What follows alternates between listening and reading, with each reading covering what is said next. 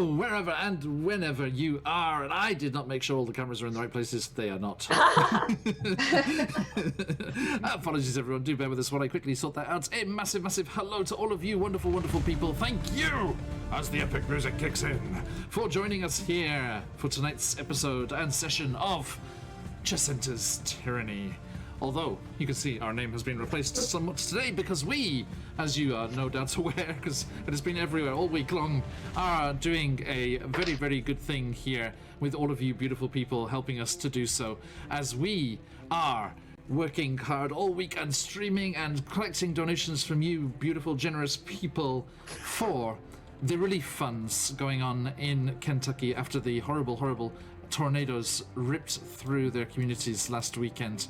And thanks to all of you wonderful people and all of our wonderful partners for this endeavor, we, as you can see on the screen there, are doing rather well. We already have. We just earlier on with Wild Beyond the Witchlights, we just crested over $1,000. Absolutely spectacular. Absolutely. Thank you so much to everyone who has already donated. If you have not and you would like to, please do consider giving generously.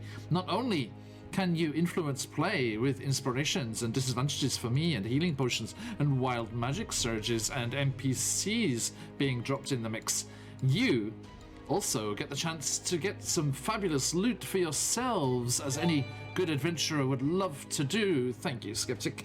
As you are able to, for every $5 donated, you are able to get an entry into our fantastic giveaway.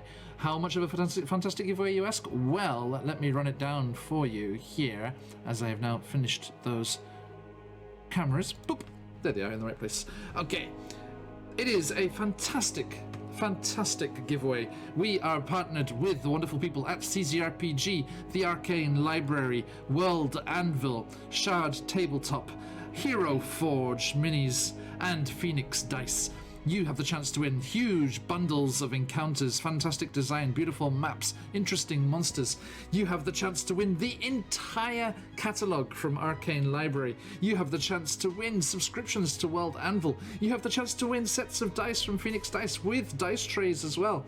You have the chance to win gift cards to Hero Forge. Wonderful, wonderful prizes up for grabs.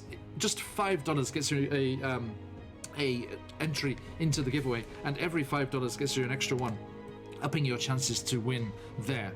And all of that money is going to the American Red Cross, in particular the disaster relief fund of the Kentucky branch of the American Red Cross. They're working hard on the front lines, dealing with all of the aftermath of that horrible, horrible disaster last weekend. And please, if you are able, do give generously and help us raise as many funds as possible for the wonderful, wonderful people that are doing all of that hard work over there. Hi, hello to everyone who's joining us already in chat. Thank you. Baron Dragonborn, I see you there. Malikissa, thank you. Hans, yeah, boy. We have Sceptic Llama, hey, how you doing? We have Odd Bandicoot, better than just your regular Bandicoot. And we have, who's hanging out here? All kinds of friends already. Thank you, everybody, for jumping in. It is lovely to see you all in the chat already. Do stick around as we dive into tonight's session of Chessenta's Tyranny. Now, let us, without further ado, remind ourselves just what is going on. Oh, before I do that, sorry, hang on. Step back, roll that back. If you are wanting to get yourself fantastic sounds and sound effects and music and things in your game, you can check out Sirenscape and all of the wonderful sources of music and sound effects that we use over on our VODs on YouTube. They have all the links for everything that you could want to get your hands on. There is the link. And our Twitter is there as well if you want to catch the information of what's going on, what's coming up with the channel here. All of the exciting things going on. Who do we have here? Someone that we need to get rid of. By you. Excuse me, people. And yoink. Off you pop. Okay, so. Who's that? Oh, it's Odd Bandicoot. Thank you for the host. And Hans, I saw that host earlier on. Thank you so much to you too. I hope that Gorgonzola is doing well. Now, my friends, last time we were here in Chessenta, we were reappearing through the use of magical necklaces and idols and strange glowing orbs, as you had been down in the catacombs of the city of Apesco, where you had been battling against a nasty Nosferatu and rescuing the unconscious form of a sorceress that was connected to your friend Carolyn. Bouncing back into the tavern up in the treetop construction that is the aviary, you reappeared behind the bar, and this Aganike, sorry, gotta check out the name. No, that's our friend in chat. Aglionike. Sorry, go the right around. Aglionike, the sorceress, came back from being unconscious and immediately grasped onto your friend Carolyn and bamfed the two of them away as if something very urgent was going on. This overt use of arcane magic triggered many people around the bar and the tavern, and they ran off going, "Arcanists! Arcanists!" because arcane magic is very frowned upon, banned, and punishable by death here in Chessenta. You, Baron Dragonborn, oh my lord, thank you so much. Thank you for that wonderful donation there.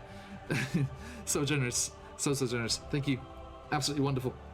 There it is, 1,150 now. Thank you, everybody. Wow, just all the generosity that's been outpouring so far. And oh, I forgot one thing as well. Shard Tabletop. If you donate $50 or more, you will get yourself a free 1-year subscription to Shard Tabletop as well, separate from the giveaway. That's just a thing that will automatically happen. Well, not automatically, you have to choose for it to happen. But yes, there are all of these fantastic things going on. If you wish to help us out, please help us help those in need with this fantastic charity drive that we've been doing all week long. We have 3 sessions left, including tonight's, and we will be just eternally grateful if you are able even just to give a little, but thank you for joining us regardless. And we shall dive into things here as the guards started to approach at the shouts of Arcanists.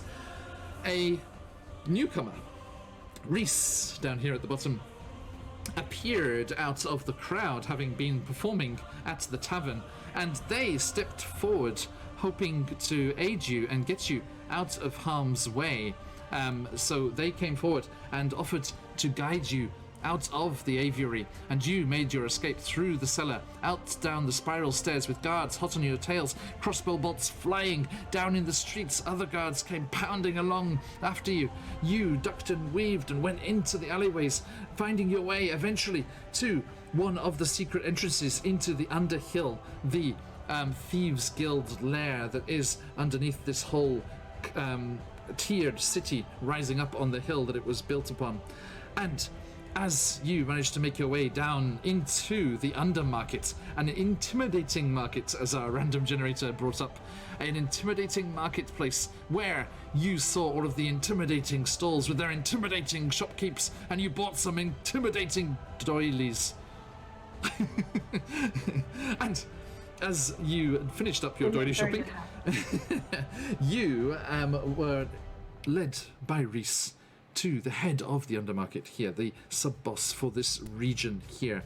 And as you were led through to meet them, that is where you first laid eyes on the orc Capis Toll Trail and their gnome secretary Doris, as they offered to give you shelter, secretly keeping you away from the prying eyes of the mercenaries and the guards in the city above, if you would do something for them. There has been a crime wave. I think they're all criminal, but this one's particularly criminal, which would not normally be a problem. The Thieves Guild would, check out the new talents, bring them on board if necessary, get rid of them if also necessary. But this particular one made the mistake of doing over a Thieves Guild safe house, and they wanted you, as newcomers in the city, a bit more of a indiscreet mode of checking out what was going on. They asked you to have a look around. Just dab sneeze, Emma. Bless you. And they got you to go up into the city and investigate these robberies and deal with the culprits should you be able to find it. They... Hang on, let me get my notes here properly. Okay, yes, you looked over a map of the locations of the various robberies and noticed that they all kind of focused around one area, a place that Reese knows was the location of an old bank, an old banking building that had been destroyed by fire some 10 years ago and left abandoned ever since. This might be the hideout of whoever these culprits are, and you decided to go and investigate. As you made your way through the city with your new indiscreet, locally designed, kind of fashioned robes that were given to you by the Thieves Guild after your blissful night's sleep here in the market, you made your way over to where the bank building was, and so that Scuff and Reese could look around and get the lay of the land without being interrupted, Luce and Arius went off to a local wagon rights place of work, where a large wagon was up on stands being fitted for a new wheel.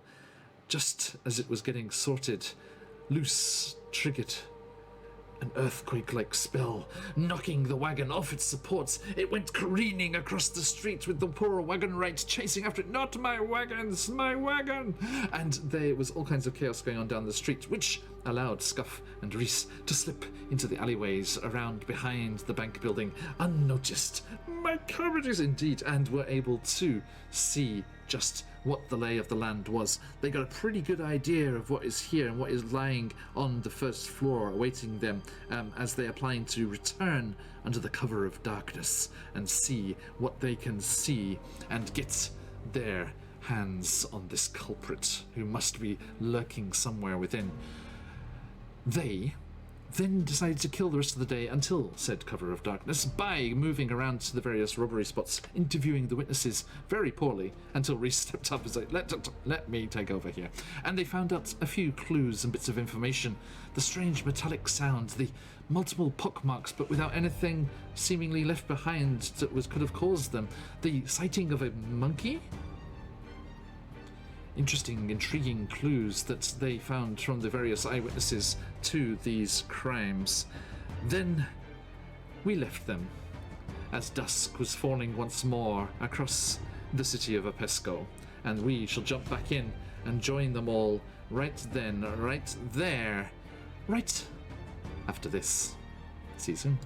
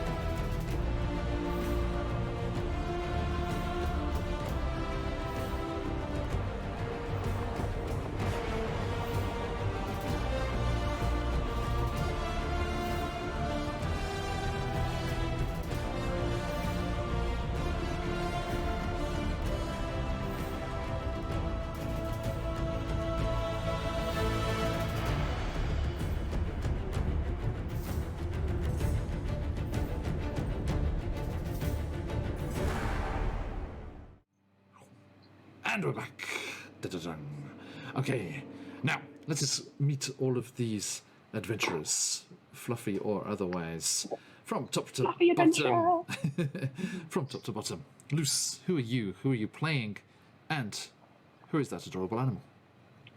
Hello, my name is Emma. This is Baz, and I am playing Lucio Lucernus, who may sound a little bit different this session because I am a little bit ill. And Luce.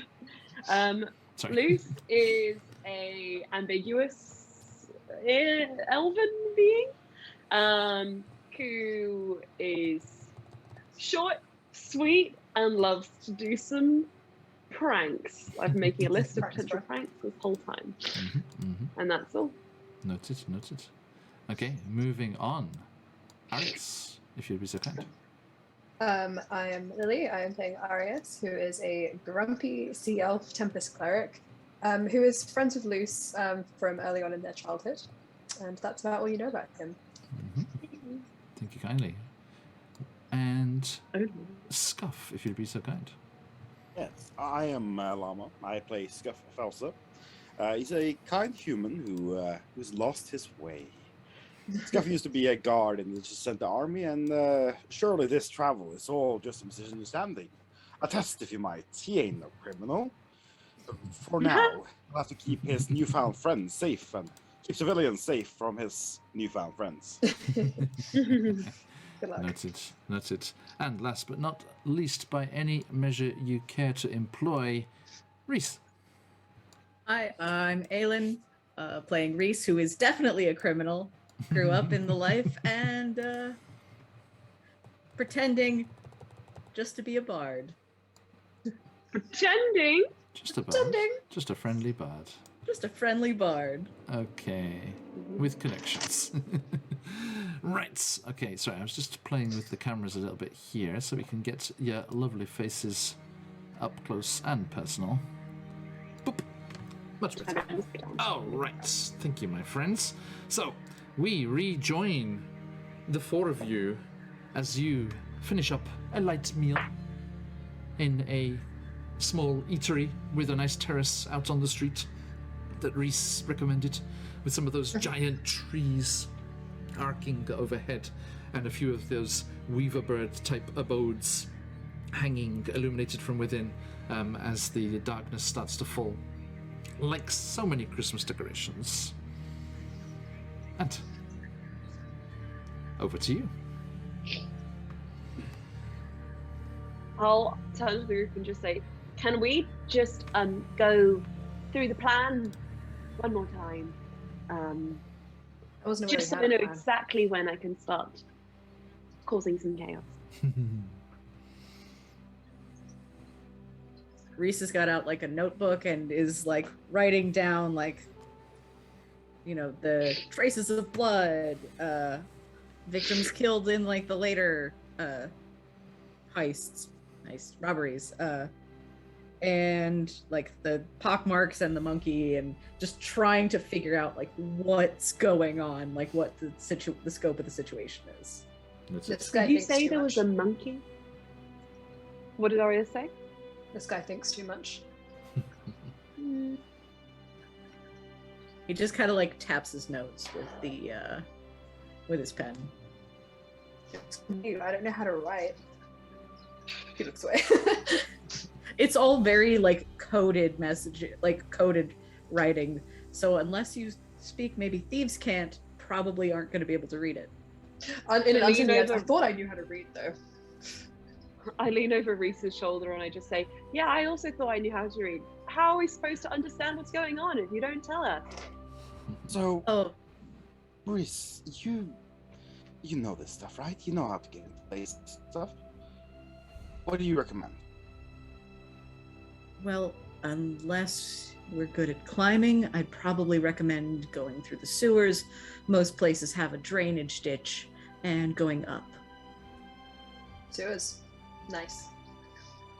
Good. I mean, at least there's water down there, right, Arius? Where does it Do you know connect why to? it's warm? No, wait, this is important. Where does it connect to?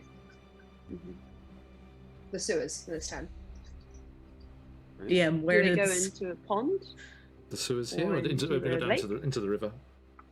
Into the river. You remember there's the river with those nice garden districts and things down where the rich people folk live, down the bottom of the city by the riverside. Ah, they live by the Aris poop is suddenly river. uncomfortable. Is there any other way into the place?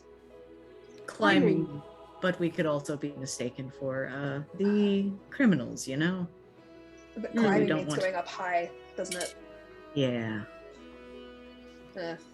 Aris looks like he's having a very deep existential crisis. He's like, You got this. I give him a hearty pat on the back. ow. Okay. Apologies. Yes. Good hand there, Luce. You do think, oh, thank you so much, anonymous donator. $77, lucky for some. Hopefully lucky for you guys tonight. I'm not very good at climbing, but I think you guys might be better at it. If you could throw down a rope, I'm sure we could somehow get up on the roof. Do you think maybe it's a good idea for us to go half and half? Some of us climb and some of us swim? I cannot I don't swim, you see. I think splitting would be even worse. I seem to remember a song about splitting parties and how it's a bad time. Are we a party? I will assume so. Ew. Loose. It's always a party. Wow! Where are the Just- balloons? Reese Anyway. has the most experience with this. I think if we can trust Reese, you can make the call. Probably better to go all together and less risk to go underground. Sewers, sweet. Love sewers. I can tell you're having a really good time. Yeah. He kind of smiles. It doesn't look very nice. I give a thumbs up. And So- if we need to make a quick exit, we can go through the window. Don't worry about falling. I'll get that. I can make us some fog. But we could also just go back down through the sewers, which is probably going to get us back where we need to go anyway. So, Reese, at that point, you hear a voice in your mind, which the others do not hear. The sewers. Reese. It's a bank. Why do you think their vaults would be connected to the sewers? Not the vaults. But we can get into the vaults once we get into the bank. What part of the entire building would you think would ever be connected to something so accessible? Windows, boy. Windows! Okay, obvious, but sure. Luce is like this, staring at Reese. Reese just you pretends he's doing that thing like Dipper in Gravity Falls. Like he's pretending to write, but nothing is going on the paper.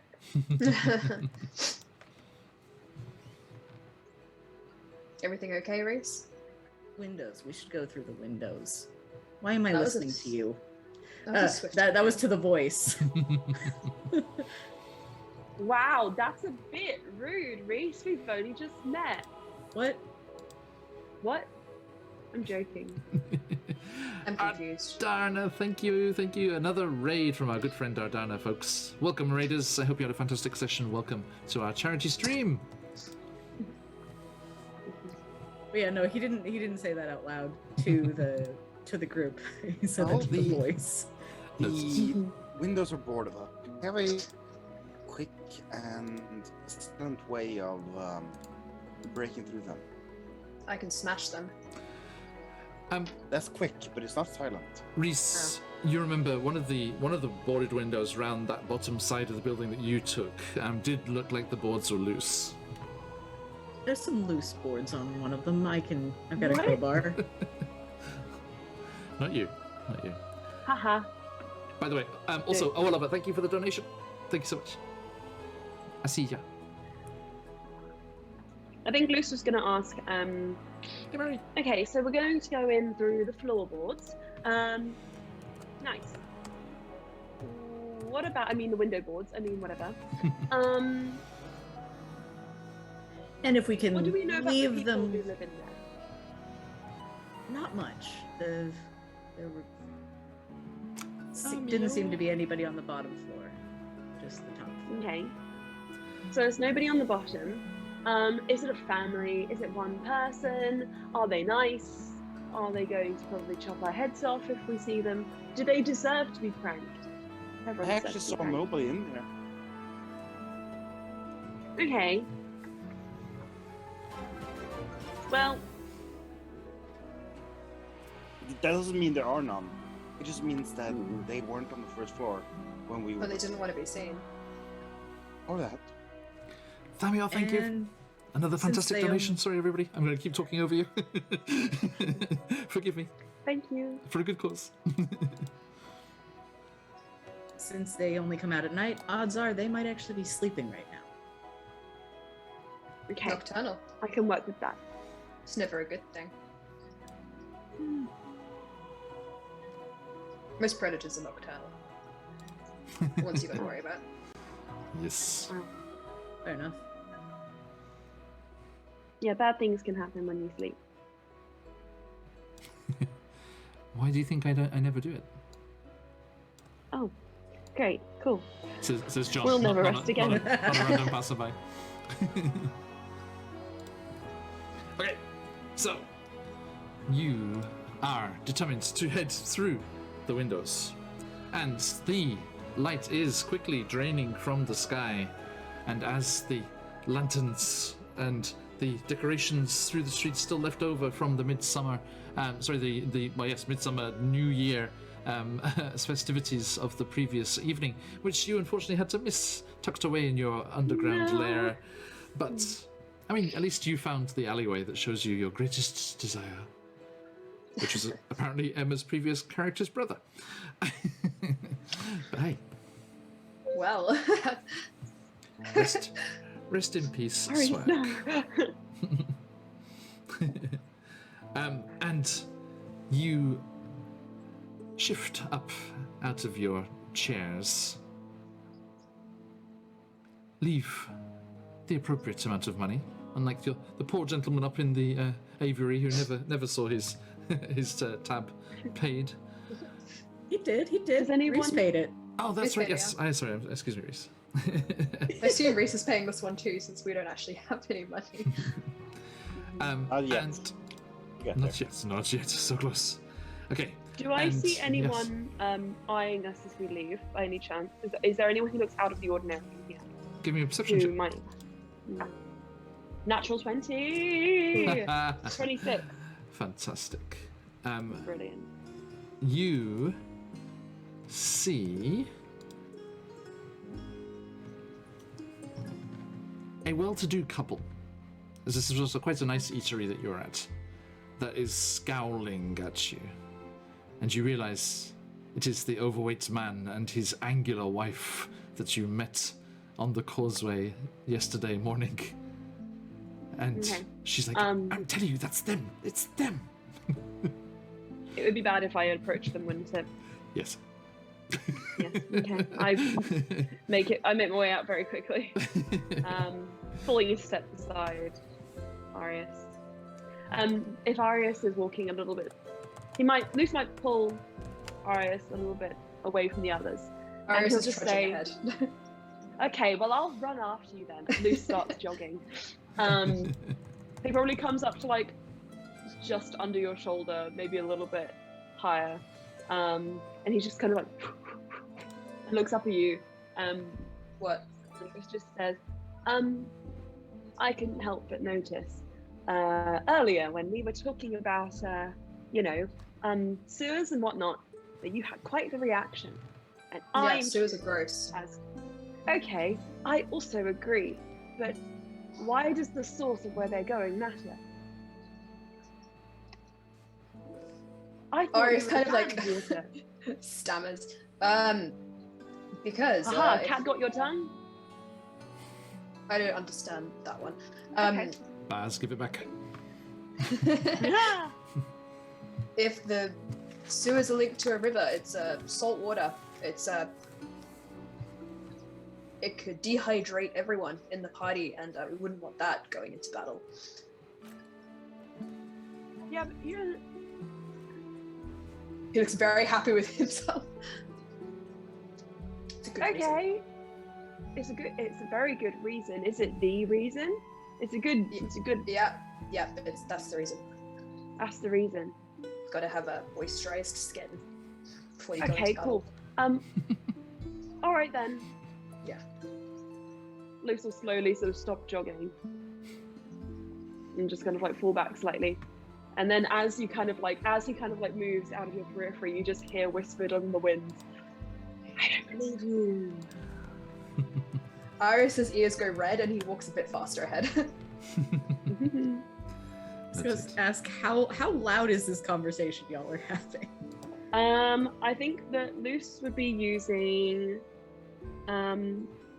either Elvish or Sylvan, depending on what he's used with Arius before. Arius can only speak Elvish. I don't think he can speak Sylvan. Then Elvish he'd be using. But fairly quiet. That could mean you speak Elvish and understand, or it means nothing. I don't know. And it's terrifying. Aelin, you're a chameleon of the face. Your expressions are inscrutable. Your smile sends shivers down my spine. The knowing smile of Aelin. Luce says this in character. Who is this Aelin? Reese, exactly what I just said. Arius looks uncomfortable that he just lied to Luce, but he seems satisfied that his answer is throwing Luce off the scent until Luce says, I don't believe you. Damn it. Luce, you now hear a voice in your mind. No! Go on. Leave that fourth wall alone. God? No. God? There are no gods watching over me. Only figures in my dreams. Lovely. Okay, and you start making your way back through the city towards the area of the burnt out bank building and the target of your evening's operations. And as you do, you round the corner and make your way a few blocks away, and it's safely there, a few blocks away, that a shadow detaches from a nearby building. Wrapped up as if they've been traveling out in the plains or out in the deserts. A turban-like wrap around their head and scarf, but an opening where the eyes are. And that's where we see green eyes flashing, keenly observing the unaware group of adventurers walking through the city streets. And they kick off the wall they were leaning against and follow a street or two over, but in the same direction.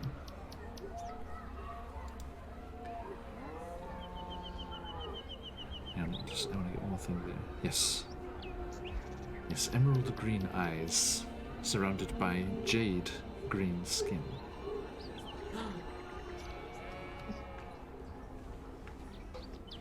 Just a slither. Mostly bundled up and hidden away. You make your way through the city, unaccosted. Get! Get that fuzzy butt out of there. And and you,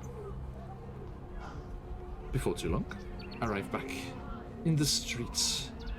You nonchalantly walk past a wagon-wright's workshop, where a group of friends are sat around, and the wagon-wright himself is pouring drinks as they sit on overturned crates and wooden boxes and blocks of cutting blocks for wood. And they're laughing to each other about something. It's like, just knocked it right off the stand. I had to chase it. It went all the way down there. You see Bob's place down there? It went all the way down there. They're just... These are clearly the friends that he gathered to actually haul the wagon back up to the workshop. Luce's, please. So, as you approach the building once more, what would you like to do? I would like to check all my supplies. Gelatin, fake keys, googly eyes, little charcoal pencil. I'm ready. That's it. Reese, I'm gonna just say that you're probably the leader on this one. Yes, I firmly agree. Scuff? Mhm. You have, you're very sensible, but also very dangerous. So maybe if it looks like you're about to make a bad decision, and this is really out of character for me. Maybe try and stop us. Wow. That's what I found. Character growth, everyone. I know. Within reason, okay. No. You'll see, it'll be safe. I'll keep you all safe. Somehow. Just look after Luce. There's a slight waver in his voice. Jeff gives Arius a nod. Arius is next. Okay. So, where are you headed, Reese? Sneaking up to that window. Can I perception check to see if there's anybody watching us as we go? Sure. Can I assist with that? Tag teaming with Reese. Are you rolling as well or assisting? Ayla, what would you prefer? Up to you. Alright, I can roll.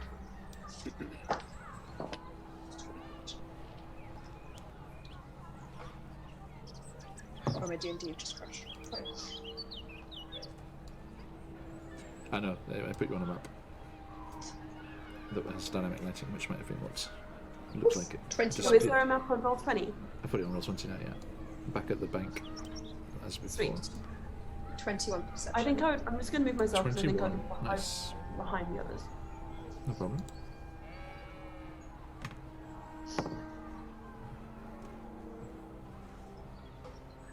Reese, how'd you go? For perception, no. No! I rolled a no. Okay. It was a 10. Okay. Yeah, neither of you seem to see anything untoward. Now, Reese, you remember the window was round the south end of the building there? That'll be the top one, since that's where the place Reese went. Oh, then sorry, I had that the wrong way around. Excuse me, Scuff. You noticed a loose boards on the window. It doesn't really matter, to be honest. Sorry, I had that the wrong way around. My apologies. For me. Yep. Did you want brute stealth checks? Did I remember which one it was? I mean, are you waiting just until there's like a surge in traffic or a lack of traffic on the road?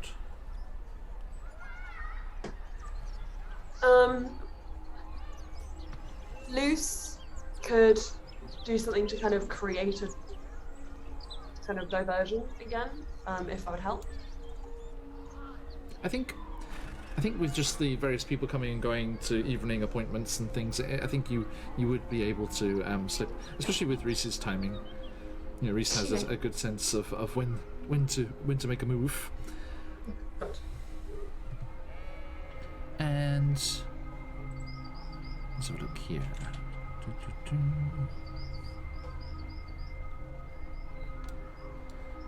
Yes, you.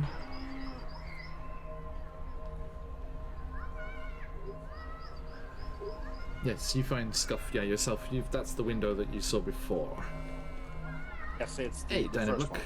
Yes, we are playing a upcoming module adventure campaign from CZRPG called Chessenta's Tyranny. We are also fundraising for the Kentucky Tornado Relief Fund for the American Red Cross. Welcome in. It's good to have you. Okay, so yeah, you make your way up to that there, and it doesn't require a check. That's what it was. I mean, any of the windows could have been broken into with a check, but this one's just easy enough to click through and break away the boarding and climb up. This is your lookout, apparently. You've done this before. Is there any way to The sheep over there. like shift the boards aside so we can all slip through and kind of make it look like it's still in place? For that, I would, yeah, give me a, let's see, give me a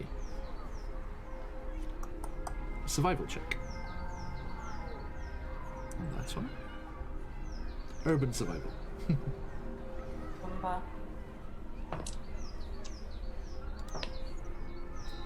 All right, that is a dirty 20. Nice. So, if you can just stand still for a second, I will pop you into the interior. Nice. As you clamber through the window at an opportune moment and find yourselves in the interior here. Reese, yes, you do manage to put the boards back in a convincing manner and are able to make it look pretty much exactly as it did when you clambered through. And Dana He Black, gives thank you for Scuffs that the follow. thumbs up. Yes. Yes, Dana Black, thank you for the follow. Keep an eye out later on in the Twitch Whispers. I'll give you a followers Discord invite. Okay, now, my friends, you find yourselves. There isn't a player version of this map, so it has the numbers all written over it. Excuse me. That's okay. And yes, you find yourself on the interior here, and looking around, this is clearly the main room of the bank. And it looks like it was quite a high-end bank, because you can see that despite the damage, there are pieces of wood, plaster, soot and stone littering the cracked marble floor.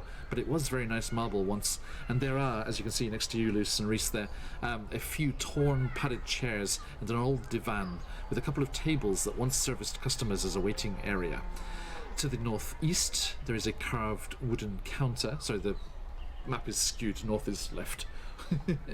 So, southwest as we're looking at it. There is the counter, which was where the business of the building took place. Carved wooden counter with an ironwork grill at the top, which is the work area for the bankers. And then in that far wall over to the left there are two doors. And the whole room smells of smoke and damp. Scuff, with your unique predicament, you are used to being cautious and assessing things and looking around, looking up at certain cracks and holes in the ceiling up to the floor above. You think loud noises in this place, well, this room in particular, would be a very bad idea, as it might bring things tumbling down. Place, it's strange. It's like I don't think we should be very noisy here. Doesn't seem stable. I hear you loud and clear. I hear you loud and clear. Noisy pranks are out. Do we have anything that can lower sound? Specifically anything quieting? Do you have anything, Luce? I have a lot of like single pairs of socks. No, I don't. I don't have those yet. We could tie fabric around our shoes, soften the noise. We'll take our shoes off. Luke starts taking off his little shoes. I wouldn't do that in case there's nails and spikes, whatever's on the floor. Yeah, you could step in some pretty unfortunate debris. Yeah, in case we have to run. I put my shoes back on. It was a ploy. I was trying to steal your shoes. Not both, just one. Be very careful. Let's move forward. Reese, you take the lead. I'll cover the back. If there's trouble, just kind of tap on our shoulders. And Reese will take the lead. Okay.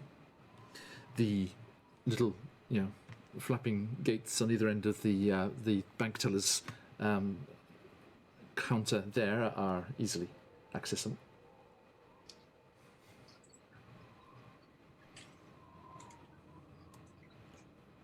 We can move ourselves? Yes, please. Okay. This looks like a marching order.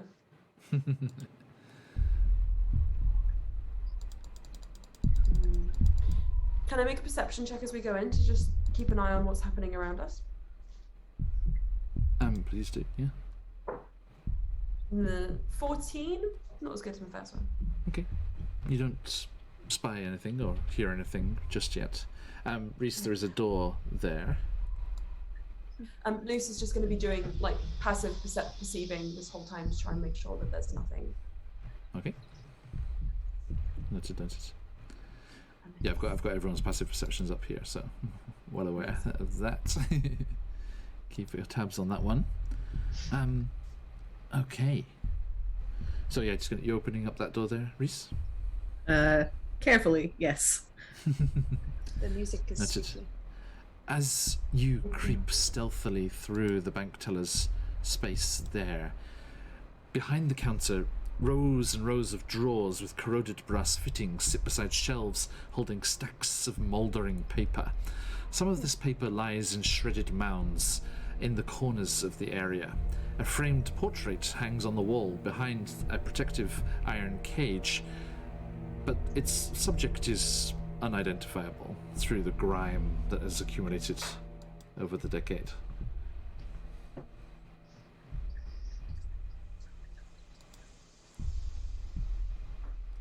So, you make your way slowly over there. Reese, as you walk up to that doorway there, that paper and stuff that's all shredded up and kind of bundled up in the corner there shifts slightly. And as you move towards the door, there is a... He puts a hand out at the movement moment of movement. Arius crouches down. Do you do anything? Hello? A mouse dashes out of its nest and scuttles away along the skirting board. Can you guys hear me? Yeah. Okay, my whole computer just froze. Sorry, what is happening? It's fine. A mouse just jumped out of its nest and spooked people. Whew. Oh, Surprise mouse is surprising. Okay. Go get the mouse, lads. And let's have a look here. Luce, Arius, as you're kind of looking around, keeping tabs on what's going on, despite computer breakdowns, your passive perceptions are high enough that you notice a scrap of paper where it shouldn't be. I mean, there's lots of paper all over the place, but there is a scrap of paper tucked up behind the frame of this portrait that's on the wall. I will slide it out and give it to Luce. Okay. I will, whilst I'm up by the portrait, I'll draw a moustache on the face and then I'll read it. Okay, you can barely make out the outline of the head, but yes, where the head would be, you do draw a moustache on there. I lightly smack Luce's fingers like no. Apsy Doodles in chat will appreciate that. So our Candlekeep Mysteries landing page has been viciously doodled on. Okay, by him and my brother-in-law, predominantly. Okay, as you unfurl this aged piece of paper, Luce, you read words scrawled upon it. Tomorrow, midnight, the vault. How old is this paper, can I tell? Hey, Kyle. Give Hi, me Kyle. an investigation check. Everybody, the wonderful Investigation? Kyle from Play Nerd Allies over there is the fabulous donator who has given us these sets of Phoenix dice to give to you, beautiful people. Thank you again, Kyle. Look how well you're doing. The incentives, such as your Wow. generous offerings, has brought all sorts of boys to the yard. That's not right. 21 investigation. Oof. Okay, you would say that this is older than the calamity that befell this building. Okay. I think it predates the fire. Can I learn anything about...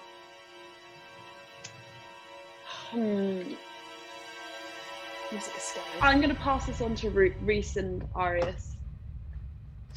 And say... Wait, actually, no. Passing it on specifically to Reese. You are the one who's going to go doing the thinking and making links and planning and stuff. You wave it in Arius's face and then like, no. Give it to Reese. Arius is like, No. Rude.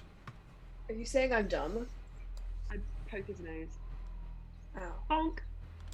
That was my feelings being hurt. Anyway, yeah, probably was a good idea, Okay. Reese. Reese holds it out for the rest of the group to look at. Like, okay. Thank you.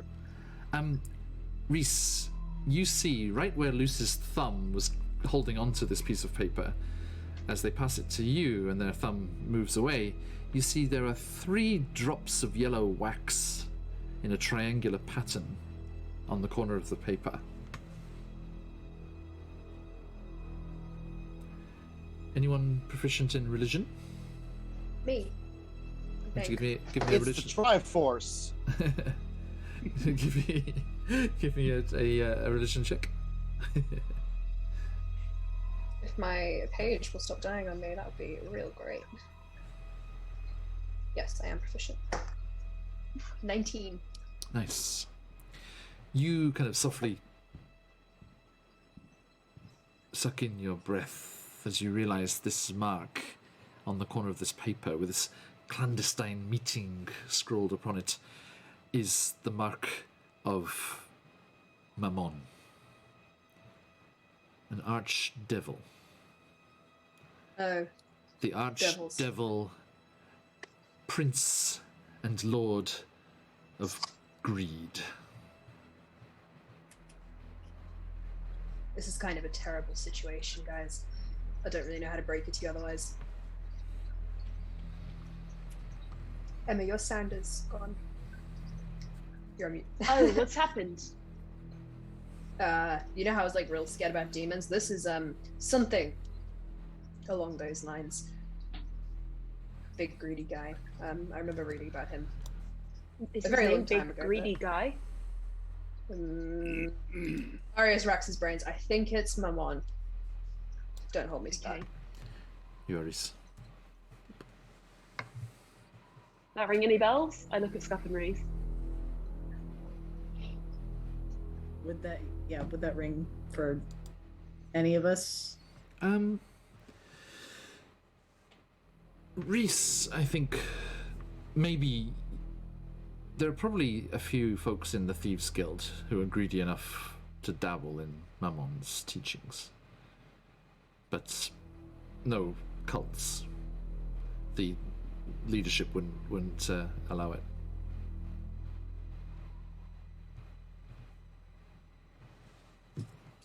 Yep, it's not really something to look out for, though. Are you saying we should stay? Finish the job. Cults are bad news. Well, As long as we don't cross them, let's not worry about it. We have, Just and yet. this looks quite old, doesn't it? we have people supplanting themselves in chat. Bow to devil princes. Greyrar is not allowed to Hell, bow Daddy to devil Mammon. princes, Apsy. Hello. Your queen would be most displeased if you were to dabble with the other side. She is a demon, not friends with devils. Anyway, Reese, as this is being noted, you open up the door that you were stood beside there. Forgive me, love. She does not. And as you peer through into the darkness beyond, you see that the short hall there ends in a door. And there is a staircase up to the second story above. Now, Scuff, Reese, you remember you did see a rather well-appointed room behind this one. This is the first part of the space that you had not been able to see from outside.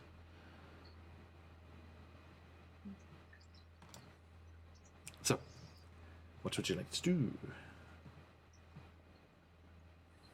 Lead everybody up. Arius is less keen. He's no longer looking like he's ready to do this. He's kind of taken a very defensive stance around Okay. Luce, I would say. Luce is going to take his hand and just say, "It's old. We probably haven't been here in years." This place is being marked. And we're in it now. Might as well finish the job.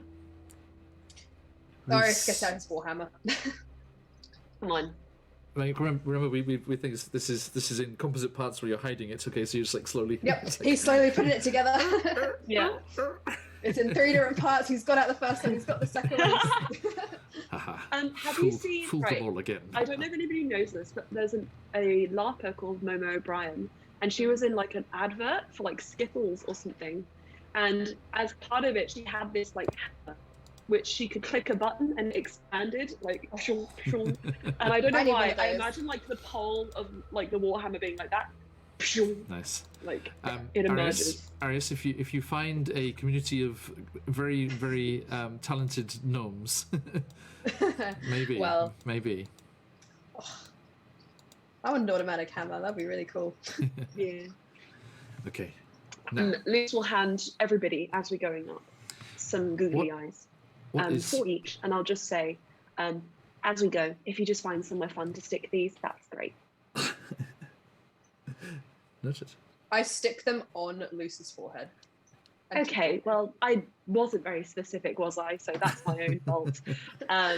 This will become the a symbol, the emblem, you could say, of the People's Republic of Chessenta. I'm ignoring you. I'd I'm walking. Okay. I thought it was the People's Pod.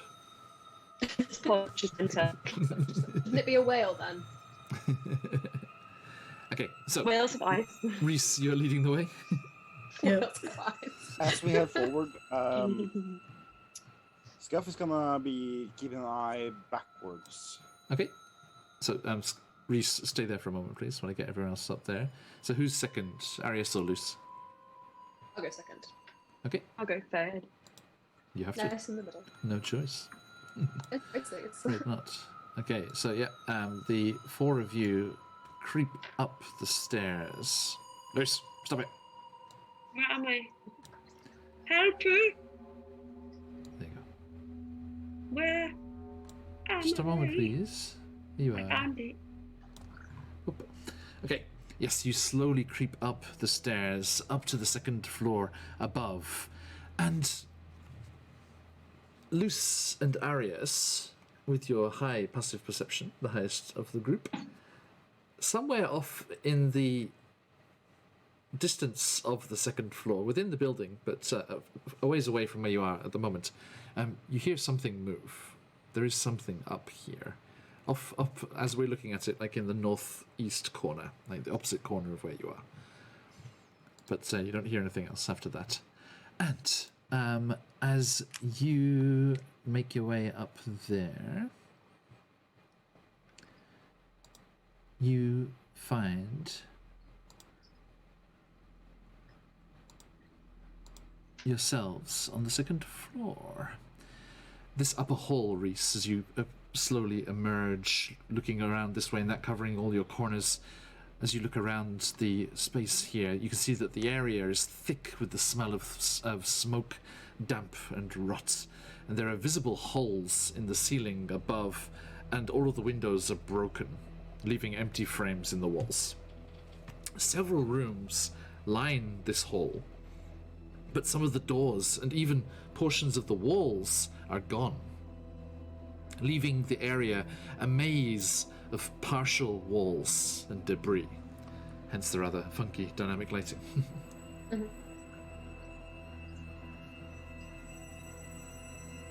So, which way would you like to investigate? So we start, like, while we're looking up here, keep an eye upwards, guys. If my theory is correct, these are actually Argocras. They might be hiding in the rafters above us. Stick a googly eye on the end of my finger and point it at the ceiling. I'm gonna take a Use step one Google forward. and your actual eye too. Okay. Okay, so yes, Arius, you're moving forward there. Are we going as a unit or are we splitting up, guys? Scott was like, the song! I told you about the song! I told you about the song. I'll stick with the group as a unit. Good. Okay. By the way, this main hall that runs east-west, as we're looking at it, is difficult terrain. Okay. It's very cluttered and broken up with boards and stones and things. I'm gonna stick by Reese. can we roll perception checks to see if we pick up anything in terms of like vibrations or sounds? Absolutely. Yeah. By the way, guys, every time you want to do something, just tell me what you want to do. Try not to use like the name of a skill, Okay. and then I'll say what you need to roll. But yes, as you are looking around and trying to suss out the interior here, what's going on? Yes, then perception check, absolutely. 23. Nice. 8. Okay, doke. A 17. Okay. How'd you go, Scuff? You're just hanging out. Just vibing. Just vibing. 21. It's like I saw Arius's keen eyes. I'm good. He's got very high perception. Makes sense have. being a sea creature. True. The murky depths. You spy. Let's have a look here. I'll say, Arius, you kind of spy through to that number 9 kind of area there, to the northeast as we're looking at it, and Scuff was pretty high as well. When you hear the sound of something kind of dripping to the top left, that northwest corner of the building, and Arius, you see through to the main room there, and you can see that this used to be a kind of a network of offices, and it seems to have suffered the worst of the fire damage. The walls are blackened and partially collapsed. The suite of offices that used to be here has become a large joined area broken by debris, partially collapsed walls, and gaping holes in the floor which look rather unstable. What's your feet, guys? And Scuff, you hear the dripping Hello. sound to the northwest.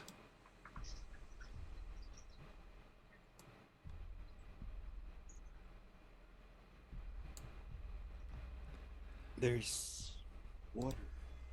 Something. I can hear some dripping.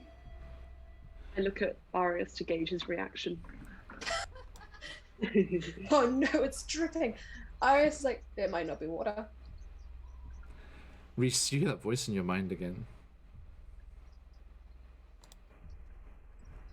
Mind your step. Old buildings. Treacherous floors. John, have I ever heard this voice before, perhaps in my dreams? You haven't heard it yet, I don't think. No? Oh, yes, you did. You did Okay. once, didn't you?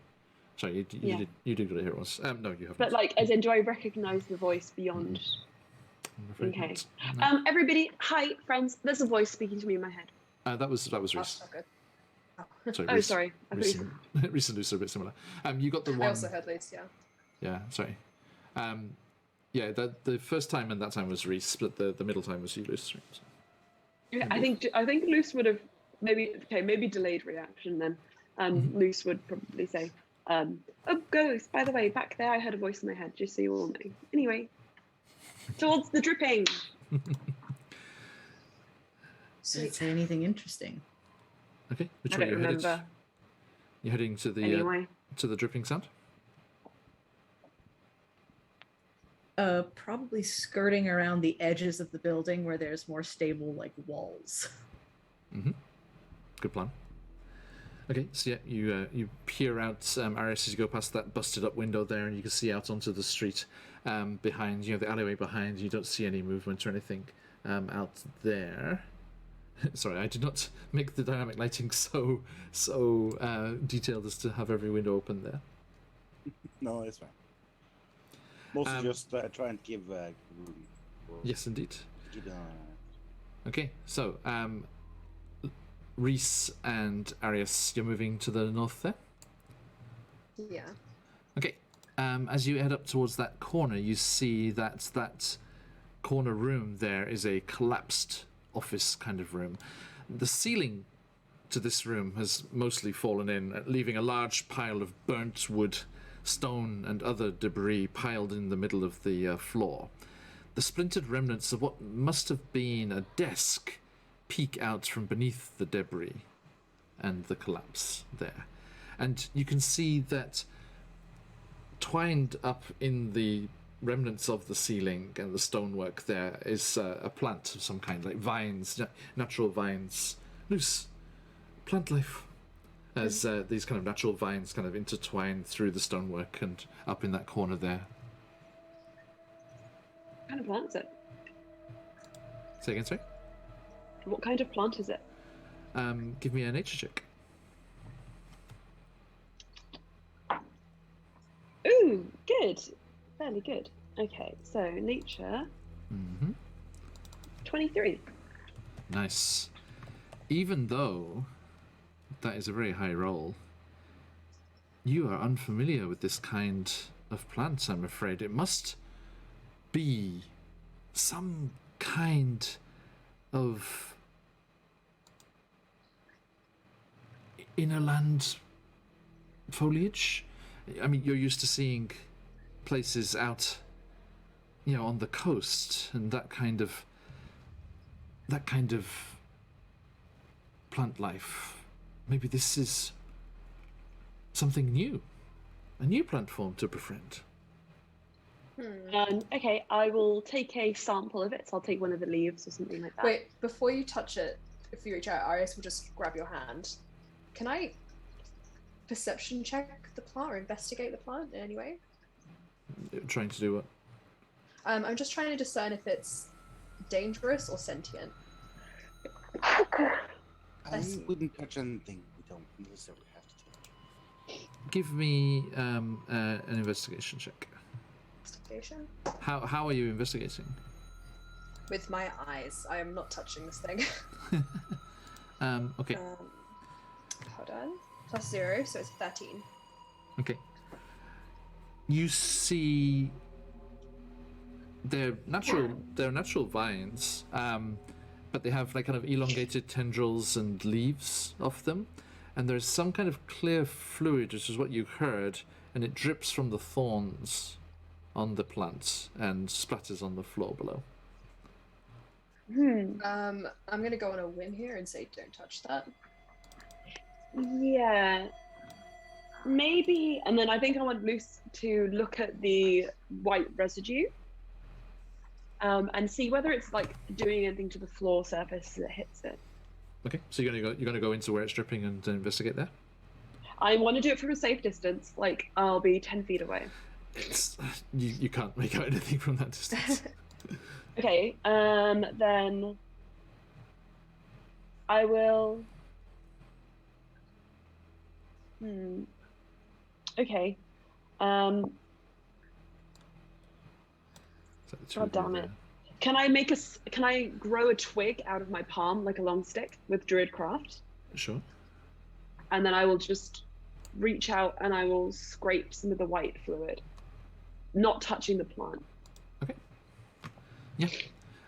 Okay, you Druidcraft this small twig and poke it into the liquid that has fallen off this thorns. Nothing happens to the twig. I bring it close. I look at it. Any ideas? And can I nature check it, please? Please do, yes. Natural 1. Yummy! Looks like icing sugar. Do not lick it. Brand new substance. Yeah, not sure. I smack it away from Luce if Luce is going to try and lick it. I wasn't going to try and lick it. I was making a funny joke. You really were going to lick it. Does anyone have any... Shush. Does anyone have any leather? Leather? I have a doily. I have some. Okay. I have a scrap? Yes. You have a knife. I think I do. Hold on. He just kind of does a little flourish of his hand, and there's suddenly a knife in it. You can use that one. Thank you. He's gonna cut up one of the things he's carrying. Not a piece of his armor, but a piece of a different armor or clothing. Okay. Has lead on it. Yep. Okay, you cut a piece off and give it to Arius. Okay, I will wrap this around the stick and press it against one of the secretions, just to see if anything happens. Okay. Like just under where it's dripping. Sure.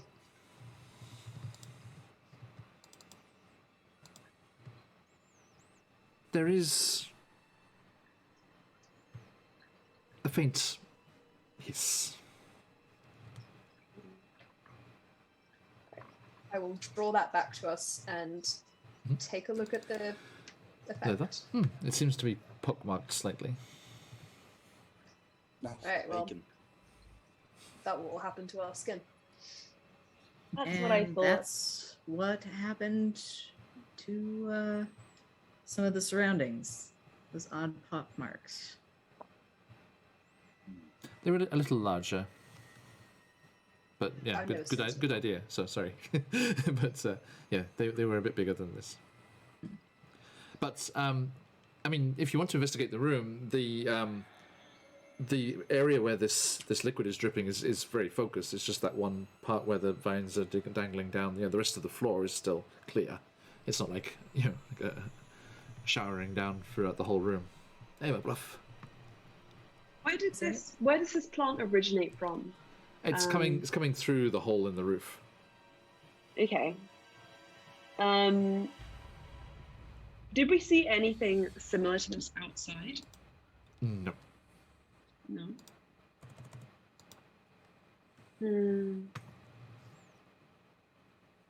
Okay. I'm going to start sidling my way around the plant if possible. Yeah. I'll If it's follow. here. Show me. Can't see it. I'm just going to assume where the plant is. Like, is it in the corner?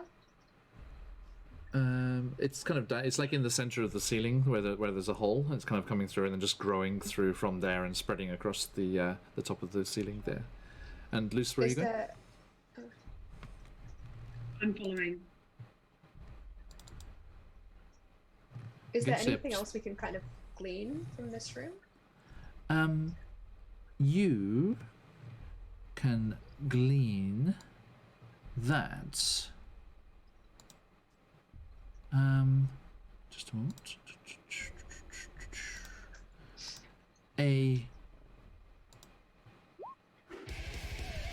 23 is going to be a hit, I assume. Oh no. Yeah. Okay. As you step into the room, a twitch of the vine unleashes one of the thorns flying through the air in your direction, Cool. and you take 3 piercing damage Cool. as it plunges into you. And When it hits me, I'm going to Yes. have a reaction. okay, go for it. Okay, I'm going to take that opportunity to do a Wrath of the Storm against it.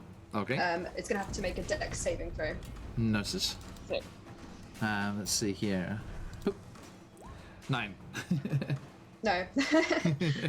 Okay, I'm going to hit this bad boy with some mad damage. That is a 6 and a 7.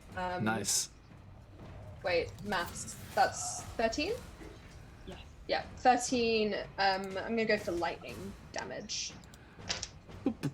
Okay, and the vines start to shift and move, and a rather bulbous, almost insect-like looking body comes through the hole after its tendrils were alerted to something close enough to interest it. And this creature clambers through the hole in the roof. Boop. Hello. Oh. What? Where's its face? Good question. Oh my god. Okay, and dear friends, after that surprise, let's just get some initiative. Not bad, not bad.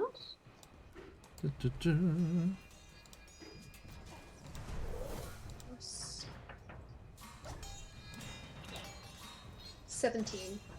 All right, Oh. hang on, there you go. Then you can type it in there.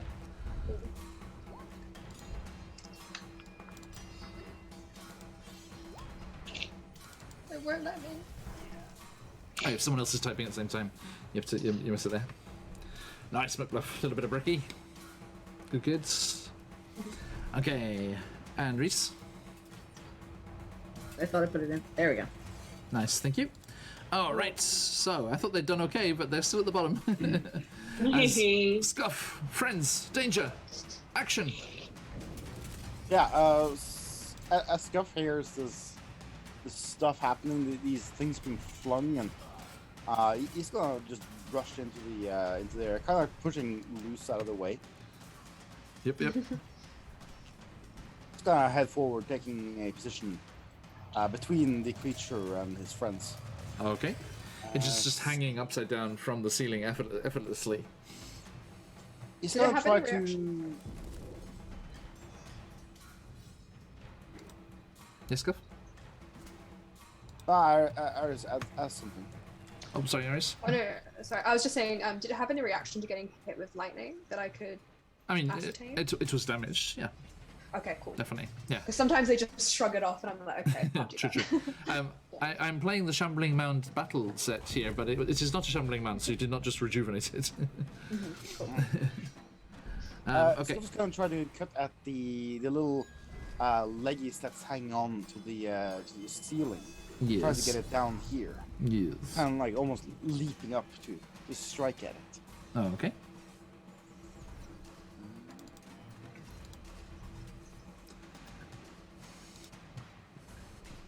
How'd you go?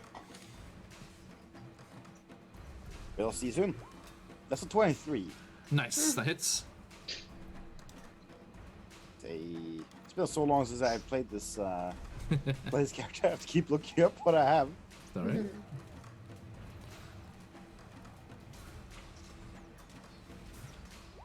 It's a total of 6 damage.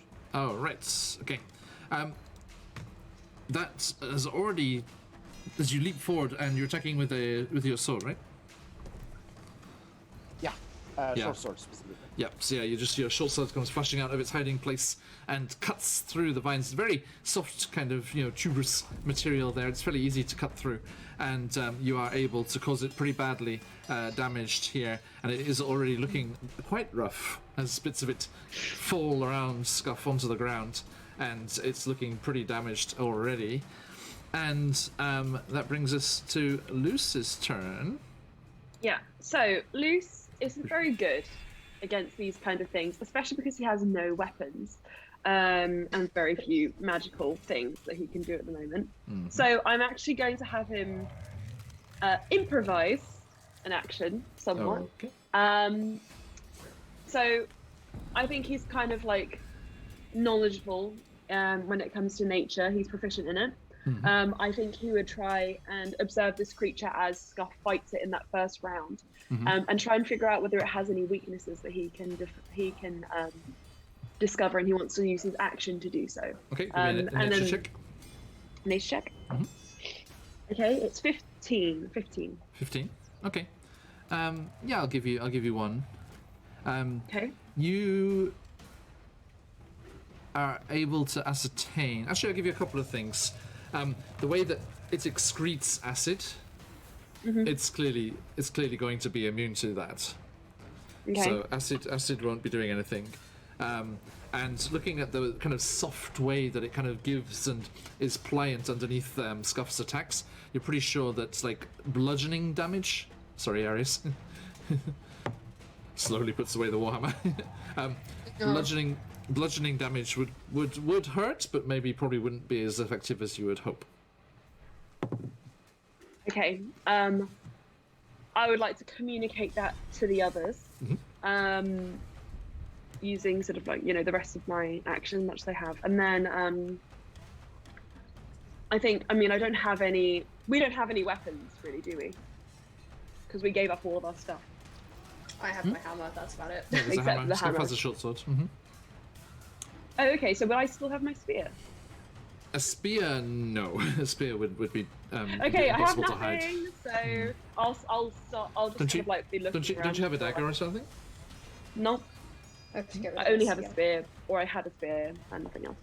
Okay. So I'll start looking around, see if there's anything else I can use. For now. Where's it? Okay, so that is that, and that brings us to Reese, Criminal Mastermind. Go.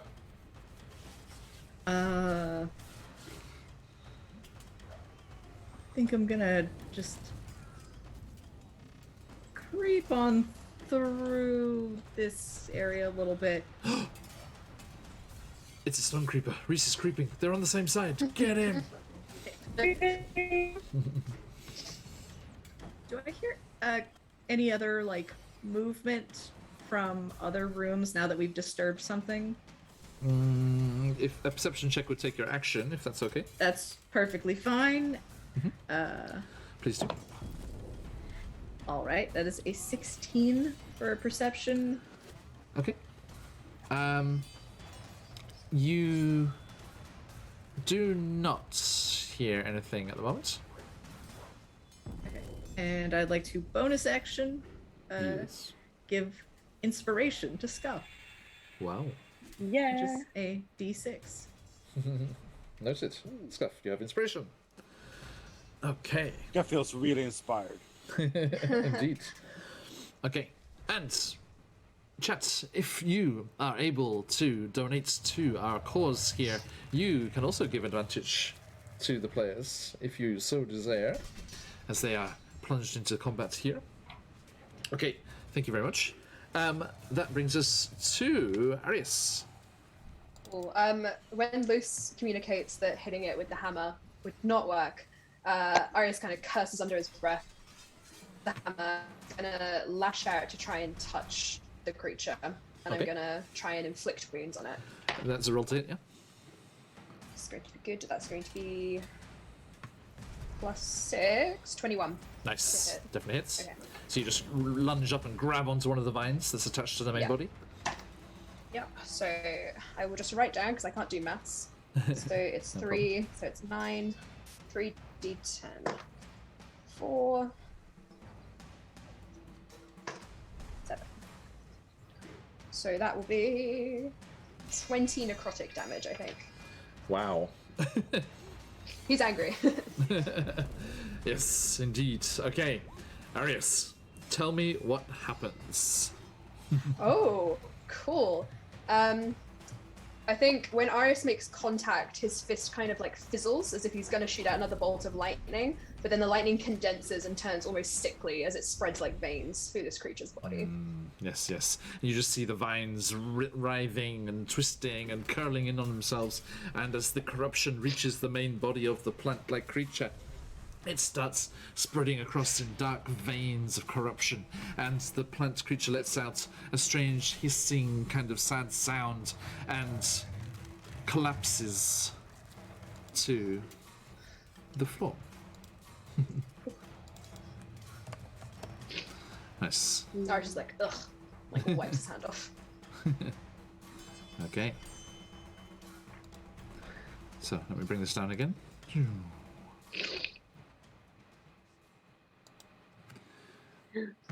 Okay. Does anybody have a spare weapon that I could use? I am woefully underprepared. I spent all of my money and all of my time gathering prank supplies. I have nothing. Great. I have an idea. Luce, you could make a little stick, right? I can make a stick, yes. We could sharpen it then. We could dip it in some of this white gooey stuff. Sure, that could I function. can make a gooey stick. Arius snickers. I'm sure we could scoop up some of this goo into a bowl, and you could. But I mean, something created by Druidcraft, how long does that hang around? Forever. It doesn't Is it go away. permanent? Oh, cool. There you go. Yeah, it doesn't go away. Just double checking. Nice. Make I sure. will. I will start making a stick. A pointed stick. Pointy. Well, I'll have to have someone sharpen it for me because I'm not very good at it yet. This is fairly new. Reese can do that. Reese you can just use my has teeth. been holding up an extra knife this whole time. Oh, cool! I will take the knife and I will take my stick and I'll say, whack 'em, stab 'em. That's really my thing. There you go. Okay, anyway with that. Okay. Non-lethal stabbing. Hey, but it could be really funny if you put some of that white stuff inside people and see what happened to them. Okay. That's Um, really dark, Scuff. And I'm the criminal. Suddenly, Look, sometimes I'm you gotta have some fun. reassessing. I like to go for I'm the curious quick to see kill, what but actually that's really messed up. You good, Scuff? I stick a Of course googly it's eye not on very his common. nose. That's what criminals do, isn't it? Googly Sure it eye. is. And Reese keeps moving. He's turned. That's more like what He's supervillains do. turned all too quickly. Okay. Right. So, yes. Are you having a look around this room now that it is devoid of annoyed plants? Sorry. Arius also looks tired after doing that. He's like panting a little bit. All right. Would you like to This- take a few minutes to sit down? It also might be useful because if you like, I can cast a spell, which will alert us to the presence of magic from now on, which might prevent things like this happening again. Certainly will help us not get snuck up on. Okay, give me 10 minutes. Everybody nap.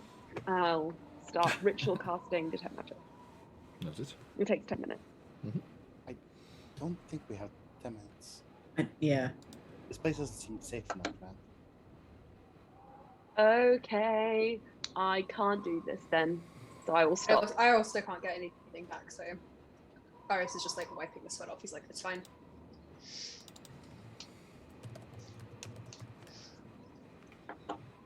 I think we'll be fine. So far, I'm keeping track of the our area.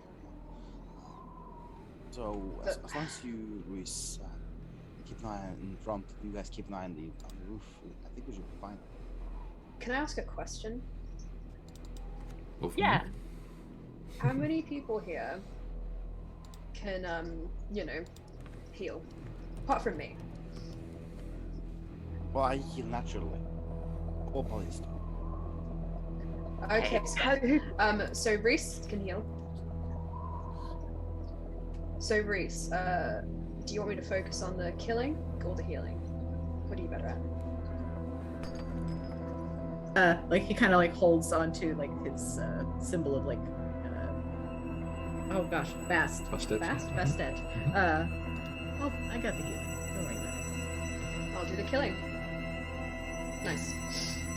I'll bring all of us googly eyes and make some swinging nettle. You do that, Reese. Hey, Bolly, good to see Yeah. you. Welcome, welcome. Okay. Right. So, as you leave this room with your detect magic going loose, please make your way. Has 10 minutes passed? Yeah, while you're waiting, yeah, it's fine. Oh, okay. Well, if we had 10 minutes, then I definitely would have done it. If you wanted to. Oh, it's up to you. I mean, the other said maybe you should make a move. It's up to you. Sorry. No, I mean, I'll do. The others told me not to do it, so I won't do it. Okay. Sorry, my bad.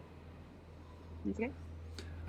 So, please, explore as you will. Do you want to try that door there, Reese? Yes, please. Is it locked? It is not. And actually, as you go to access it, move it. I wonder if I can do this from. Yeah, it works.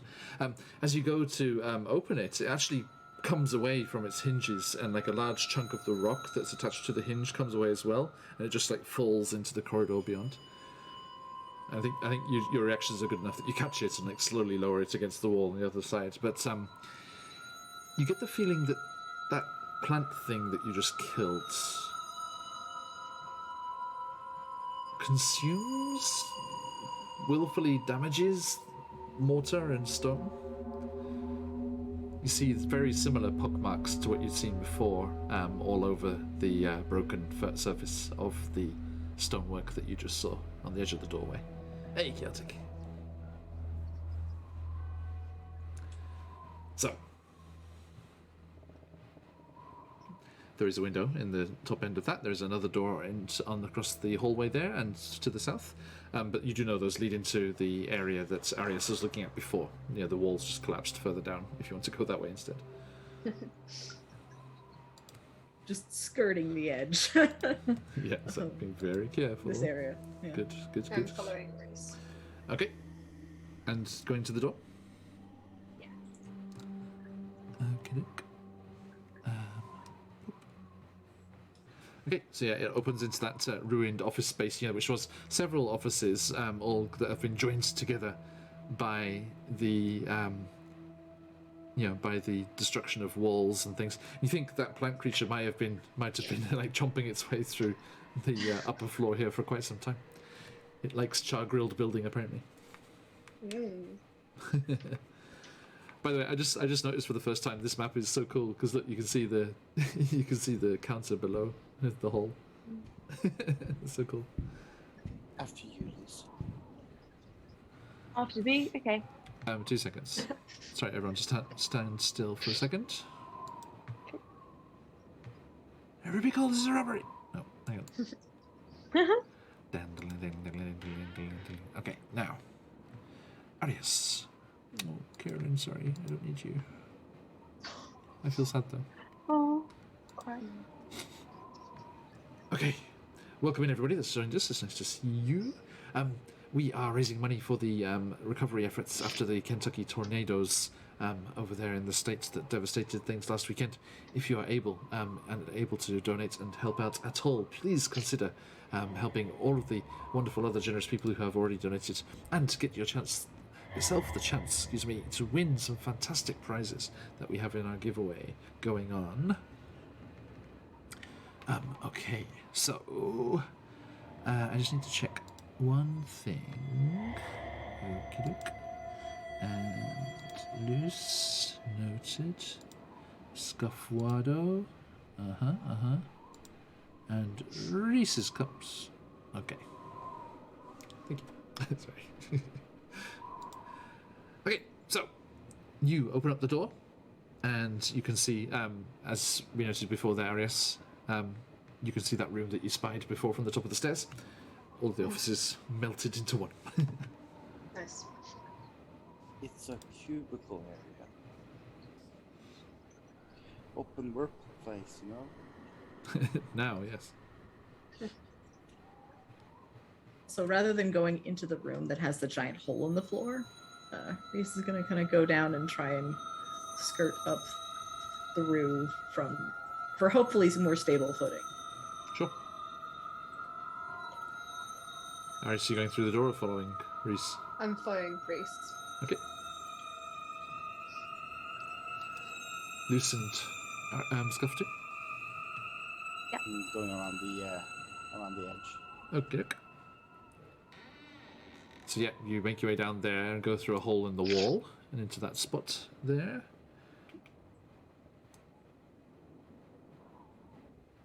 I love all the shadows like dancing around because all the walls here. And you're kind of cautiously like peeking around, checking all the corners, making sure there's nothing hiding to leap out at you, but nothing so far.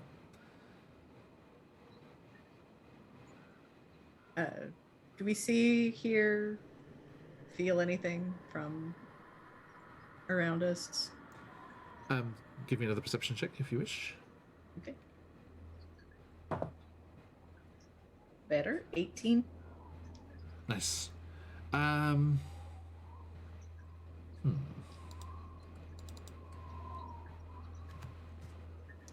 Just gonna keep an eye on the stairs, just in case someone decides to come after us.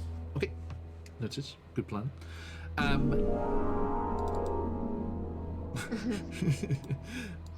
Sudden sounds. Hello. Piano just walks up. Pianos. Hi. With that check, there's Reese. There is a very faint sound to the northeast as we're looking at it. I'm always going to talk as we're looking at it. Okay. Sorry. Excuse the fact that it's turned round there. Thank you, intense otherworldly instrument. Indeed. I turn that down, my bluff. It's usually louder than that in a rather obnoxious way. Now, you...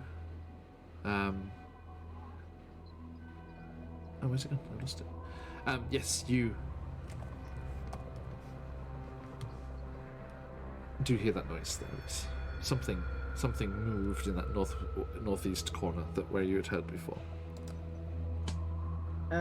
Reese kind of like taps the side of his ear and then indicates which direction it came from. Okay. But is also looking for any of the stolen goods that appear as well. Okay. I'm gonna try and get a visual if I can see anything out there. Please. Now, Arius, I think you can see something. I can, yeah. Yeah. As you make your way to that doorway there, you spy across a rather damaged floor, although there is a door to the south that you can see, that you have seen before at the end of that difficult terrain-looking corridor. But yes, you do see a rather monkey-like figure. Well, actually, no, sorry. Can you also give me a perception check? Perception? Yeah. 21. Yes, you do. They're clearly trying to hide. I got an 18, but not good enough with you lot. Okay. I will start. Yes, that back creature. at you. Okay, and I'll show you a better look at it, but the others have not seen it yet.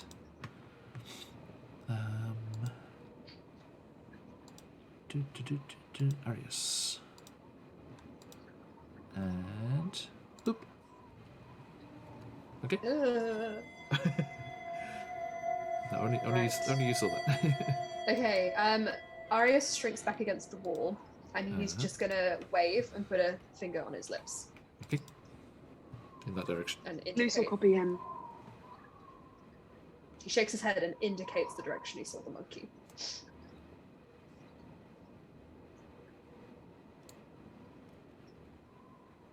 Everyone, how do you react? Can we see the monkey? You cannot. Oh, we're on the right track. Gonna move a bit closer towards the group. In front of Okay. Luce. Did it spot you? Did it look like it spotted me? No, it looks like it was trying to hide. It was like ducked down behind that large. Looked like the edge of a large table, like protruding up from behind the wall, and it was kind of crouched behind that. But you spied it with your check. So since we've been talking this whole time, I'm just gonna say it looks like it's hiding. Do you want me to draw it out? Like I said, Reese is the leader. Reese? Just because I'm technically the leader at the moment doesn't mean that a good idea should be overlooked. Leaders are the ones who take responsibility.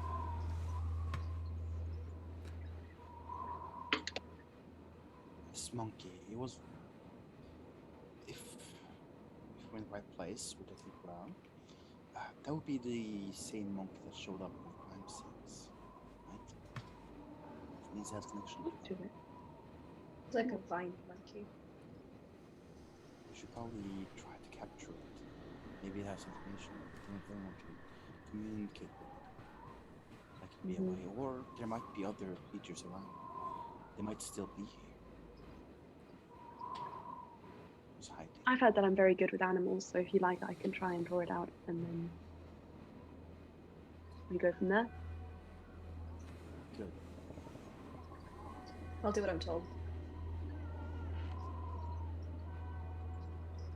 All right, Luce. Your area of expertise. I will kind of open my palm. I mean, I'm assuming that I would know kind of the foods or like nuts or whatever that Monkeys maybe enjoy. monkeys would enjoy. So maybe I make a peanut. And I will just kind of roll it across the floor. So, where are you doing this? I'll go stand sort of just very, very quietly. I'll move to the side of Arius and stand there. Arius is pointing further on than that. Okay, then I'll go as far as I need to go. Isn't that about right? Roll me a perception check. Okay. I'm just trying to follow Arius's kind of directions. So 24. Iris will stick with you. Okay. Yeah, you also see the creature. It's hiding here where I'm pinging. Okay. Here. Okay. And I'll show you what it okay, looks I'll like put as a well, because hand- you've when I seen it now as well. When I see Arius moving, I'll just put a finger up to my lips, like mimicking him, like. Iris silently laughs. There you go, Emma. That's what it looks like. Ooh, monkey. Of a sort. Great. Of a sort. Of a sort. Maybe it won't like peanuts, but I will try. Okay. I will roll a peanut across the floor. Noted. Well, I mean, look at that terrain between you. There are massive holes in the floor. I will throw a peanut over. Okay, roll me a dex. I also lied earlier. I'm actually quite good at dex. Hey. 17. Okay, you do rather expertly throw through the two narrow doorways across the two gaps, and it lands with a small clatter. Dunk, dunk, dunk, dunk, there. And as you observe a almost plant-looking tendril that you saw in those pictures there, kind of shiny blue-grey color to it, just immediately goes out and grabs hold of it and pulls it back into the hiding spot. I give Luce a thumbs up. I will call out first in Elvish, and then if that doesn't work, you see him kind of like grimace, and then just say in Druidic, "Hello? Are you alright?" You hear a soft scratching and movement, and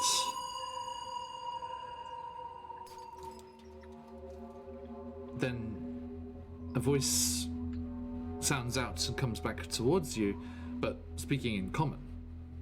Common, okay. What? What you Hello? want? My things. Mine. Mine. I will emerge. I will walk to the other side. Not so that I'm too far from the others that they can't see me, but I'll just stand on the other side of the door and I'll say, "Hey, oh wait, sorry. What's the oh, Cure!" Yes. And I will sort of sit Cure. down cross-legged on the floor. And I'll say, "No, I don't want your things. I just wanted to say hello, and introduce myself to you. Mine. Mine. Yours? Do you want something else? Yes. Yeah. What do you want? Everything. Everything. Yes. All of the time? Yes. Okay. It seems fine. I don't see a problem with that. Do you want to come over here and we could discuss it? No. Throw again. You could throw. Another peanut? Yeah. Okay. I'll I have a throw peanut. What do you want? Something new. Is it How shiny? about a fake key? Yeah, it's very shiny. It's not a real key. It doesn't open anything, but it's mostly to sow discord. Show me. Okay, I'll pull out one of the keys. Just gonna get a snack. Okay.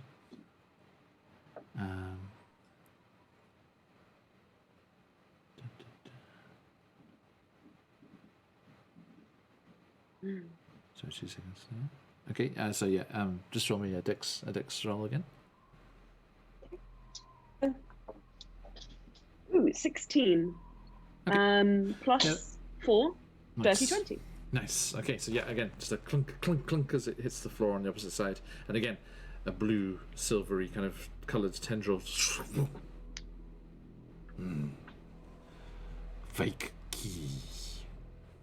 Yeah, so what you can do with that is you can attach it to people's key rings, and they'll be really confused because they'll be like, I don't know No. what the key is for. No, mine. Okay. Mine.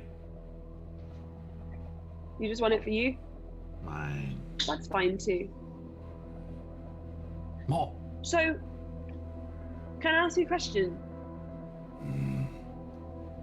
If you like, we can give you some more stuff, but we just want you to come over and talk to us. We're not going to do anything, we promise. I won't let them. Give me a persuasion check. Yeah. Agility test.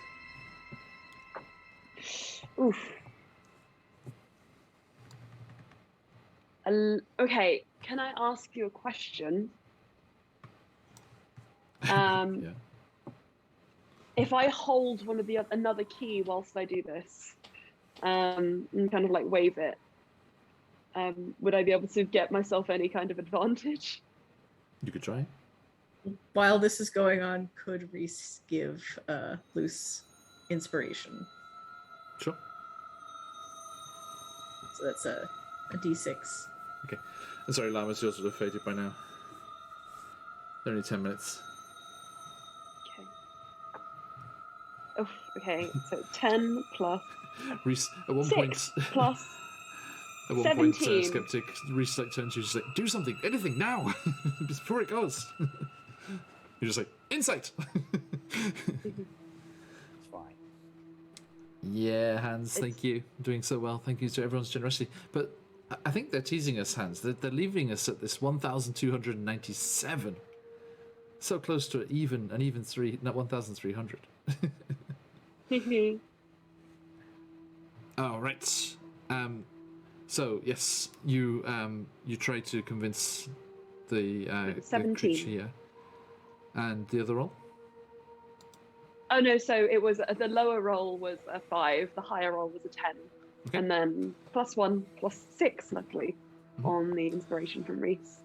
I whisper, thank you.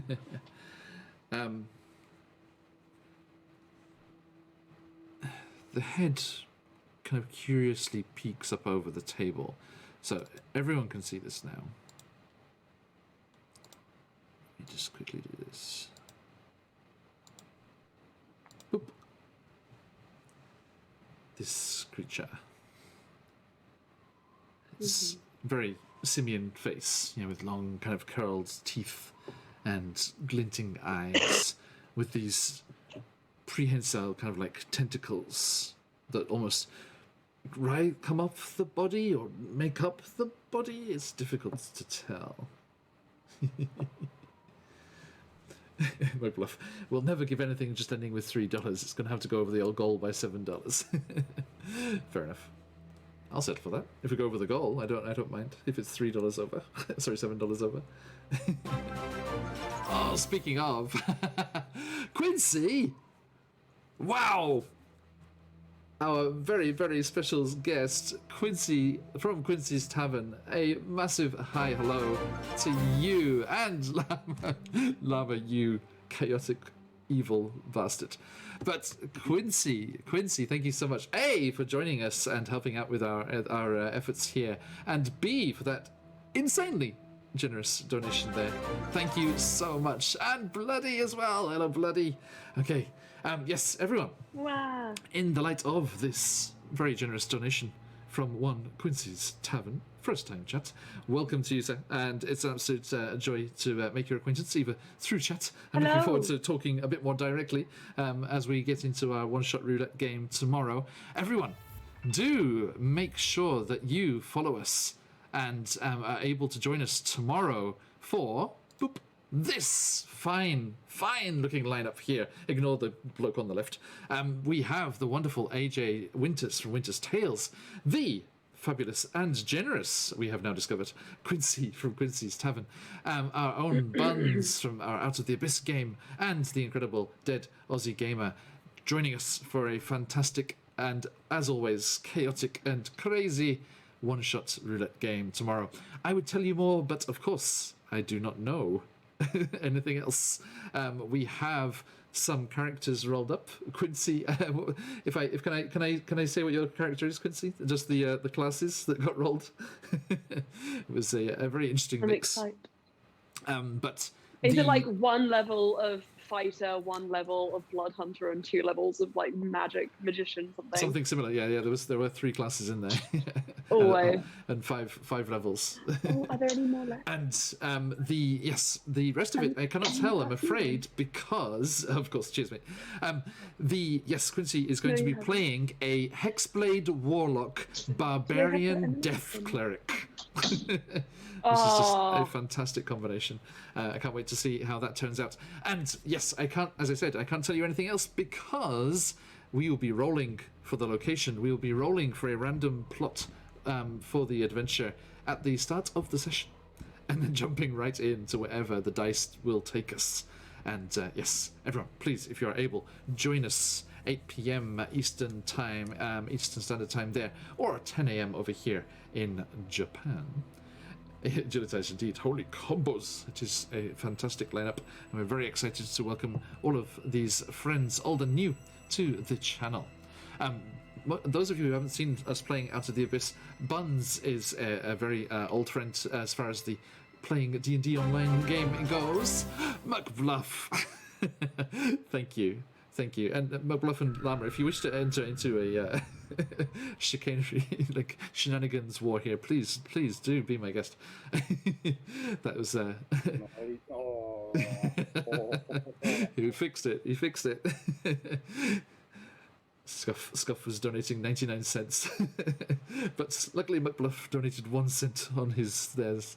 Thank you everybody for those very generous donations. Look at that.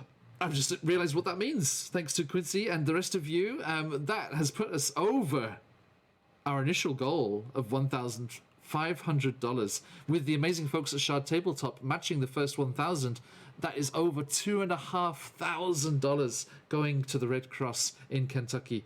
Already a huge amount. I need to make some adjustments. 1,500 is no longer sufficient. We need more. We need more goals to go for, especially as Scuff. Especially if the shenanigans are going to continue. Thank you so much for that. Okay, but yes, things to look forward to coming up soon. Do join us for this incredible game. It's going to be a wonderful time, and we return to your regularly scheduled programming. Boop. Monkeys. Okay, as this simian creature, almost like vine-covered, plant-like, but also kind of very ape-like creature, has come cautiously peering out from behind the large conference-looking table there. Luz. That is it. Arius, give us Luz back.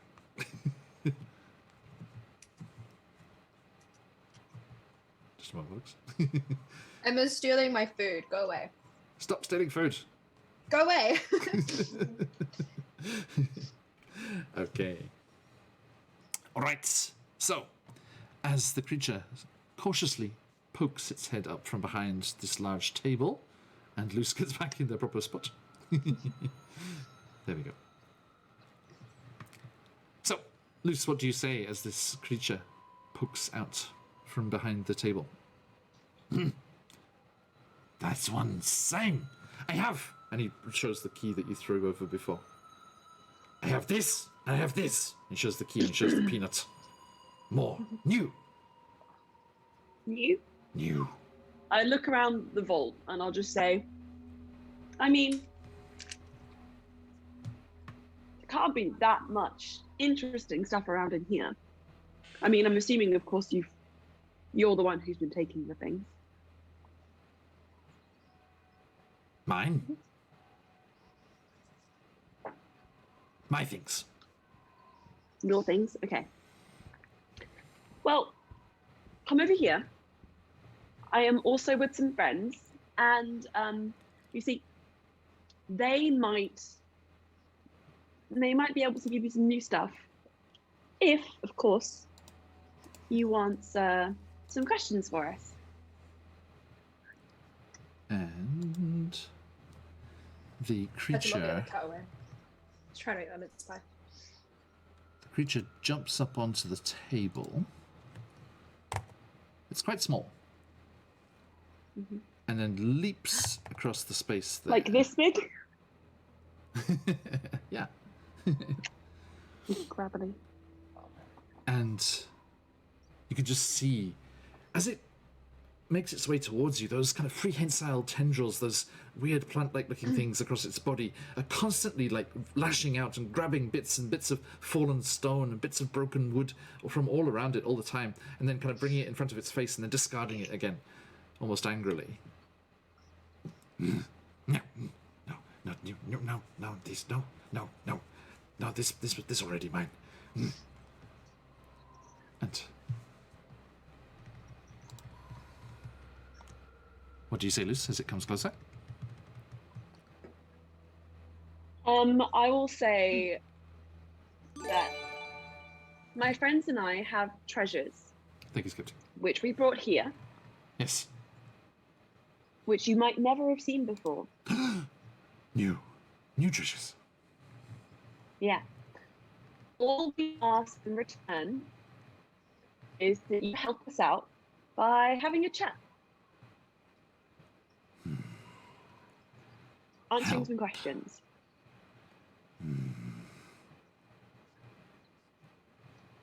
What are the rest of you doing? Are you trying to remain out of sight? I'm just crouched by the wall, Mhm. watching loose. Yeah. I mean, but do we need to roll a stealth check? Are you purposefully trying to not be noticed, or are you just waiting? I think more so I'm keeping an eye on the general area. If I Mhm. could just be like scouting out if there's any more of these, or if there's any other creatures. Guff is not trying to hide out of sight. He specifically currently is looking away from the area, most Okay. just to in case somebody tries to sneak up on us while we have this conversation. Yeah. Okay. So yeah, you look past that and you're looking around there, and Luce, the creature, kind of looks past you, and it's like cocks its head onto one side. Hi. Your You're as friend? nice as I am. How many? Like I think there's like, hang on. 1, 2. So there's like 4 of us all together. Yeah. We used to have another friend, but she got whisked away by some magic thing person, and now it's just the 4 of us. But yeah, there's 4. And you are a friend too. So 5 friends under one roof. Isn't that nice? Would you like a googly eye? Arius dramatically rolls his eyes. Googly eye. It's stuck to my finger though, so you'll have to come and get it. Luce, roll me a dexterity saving throw. Oh no! Danger, danger! It's a 9 on the dice with, oh, okay, it's 13. 13. Okay. Let's just do this. Okay. You are suddenly startled as the creature, just with its tendrils, vaults off that opposite side of the floor space there, across the hole towards you, plants its feet in your chest, and several of the tendrils hit you at the same time. It bounces off you and just falls through the hole in front of you. And then you can hear it scuttling and bounding away on the first floor. And you are knocked prone at Scuff's feet there. Grum. Okay.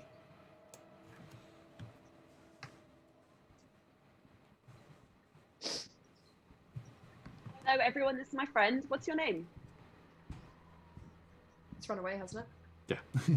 Oh, no! At that point, Reese pulls out like the paper and kind of taps the mark of Mammon in the corner. Mm-hmm. This sounds a little bit familiar now.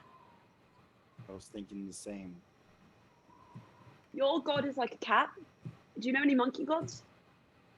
Any vine gods? Thinking this Any- is more of maybe a corruption of a devil. Gotta catch them all. Well, it seems very greedy, so. If it wants everything. Seems like something that could be caused by such a being. Sorry, say again?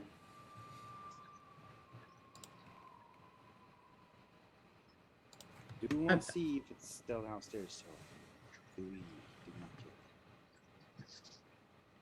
Luce, you do hear kind of the scattering and scampering of feet down below. And then the sound of a door, actually. Oh, After it. dash. If you're careful, if you lower yourself through the space, you could go and drop down to the lower floor without hurting yourself. Okay, Let's try. I will attempt this. Visual. I jump. Okay. Careful. Now, as you do that, you do notice across in the far corner of that room where the table was and the creature was lurking, there where I pinged, there is some kind of cabinet there, and it is covered in knickknacks and various bits and bobs that this creature seems to have collected.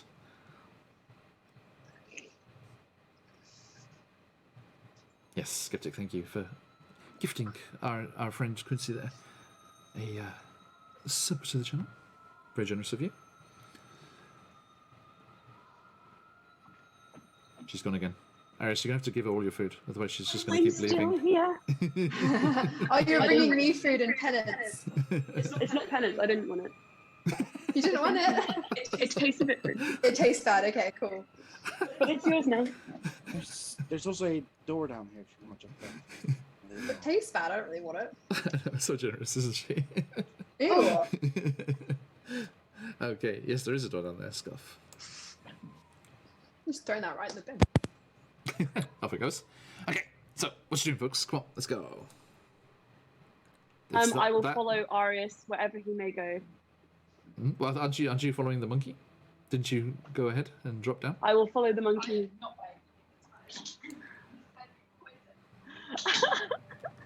Oh, right. So, hang on, let me put it on the right layer, John. As we get the door sorted here. Okay, that one is done.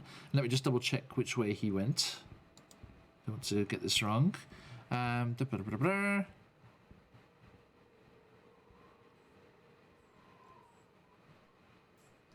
Okay, so yes, he is going down, clambering through there, and this door would also be opened.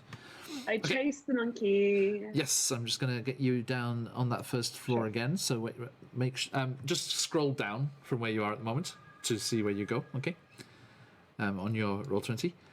So yeah, you lower yourself and drop down there. The monkey is not there. Sorry, you got the head start. Boop. And I need to do one more thing.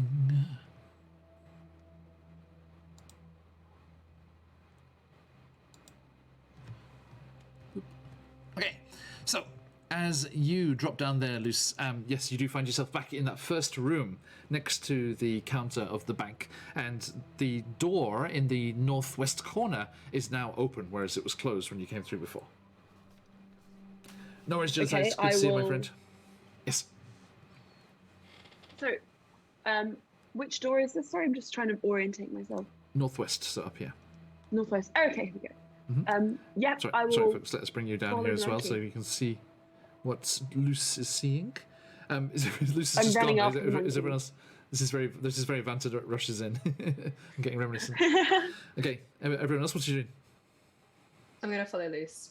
Okay, so you, Aris, also just scroll down to go down to that spot. Drop, bump onto the floor.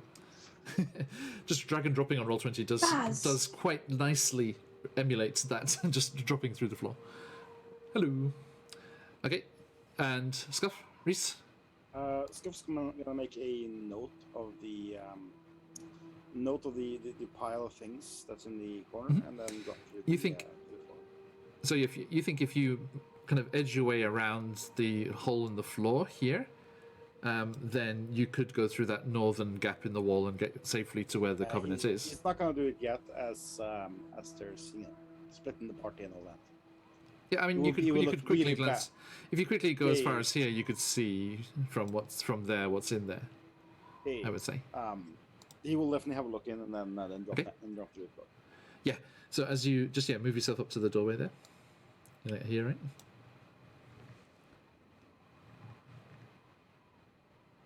Okay, so yeah, as you get up to that doorway there and actually see into the room proper there, you see this used to be some kind of meeting room. There's an oak table, once finely carved and polished, which lies kind of collapsed on the floor there. It's filthy with ash and soot. Any chairs that once circled the table have long since disappeared. The cabinet in the corner of the room over in the corner there that you can spy, that you want to check out, is just propped up against the wall. One of the doors is missing, and the other one hangs off a single hinge. Inside, the shelves are bowed and littered with knickknacks, as we said. And a cursory glance, I'll put this in the Roll20 chat for you. So I'm just trying to figure out which room, where did Scuff go, sorry? Scuff is still up on the second floor, so two seconds. Okay. And then we'll jump back down to your end of things. You spy among the clutter of other various junk. You see a feather duster. Wow, wow, wow, wow, wow. You see a feather duster, a glass eye, a set of false teeth, a horse grooming brush, a child's rag doll, and a pair of gardening shears. Nothing that Thieves Guild would be angry about. Unless that was Capus's niece's doll or something. Damn it. Yeah, Scuff's definitely gonna make a note of this before dropping down. Yep. Okay. Sorry, Arius, two seconds there so I can actually narrate you going through the space there. Just so you can Just to hang check, out by did loose we there. did the monkey go left or down? Well, that's one of the things I need to narrate here, so 2 seconds. Sure. So yeah, and then you're going to drop down, Scuff? Yeah. Boop. Down he goes. So you look like you went through the hole as well. Reese, you too? Yeah, taking a quick look and then dropping down. Okay, so yes, you do cleverly wait until Scuff is out of the way and just land on him, on top of him. And yeah, you find yourself downstairs again. But yeah, as I said, you can see that Luce and Arius have gone through that western door. And as the two of you peer through there into the next room over, you say, oh no, hang on. Put it on the right part. There we go. You peer through into that little access hall that you see there, Luce, that you're in now. There's this short hall, and there's a wooden door at both ends, which were now open, but they were closed before. The western wall is dominated by a large iron door, which hangs slightly ajar. And Arius, as you're looking at it right there next to it, there is a skeletal hand clutching onto one of the spokes of the hand wheel that's in the door's centre, like a archetypal vault door, with the big spinny thing in front. Is it a humanoid hand? Give me a medicine check. Medicine check? Yes, please. Can I assist? Sure. Natural 20. Never mind. But that was the assistance though. You blessed okay, it. there we go, perfect. If you've There got we them, let them fly, as we like to say. Boom! And yes, indeed, it is clearly a human hand from the bone makeup and things. Okay. Just kind of slightly mummified. Otherwise, the bones would just fall to pieces, right? Nice. So yes, hanging off the doorway there. So, Luce, you peer to the west through the doorway there, and Arius, you peer through the vault door. Creak.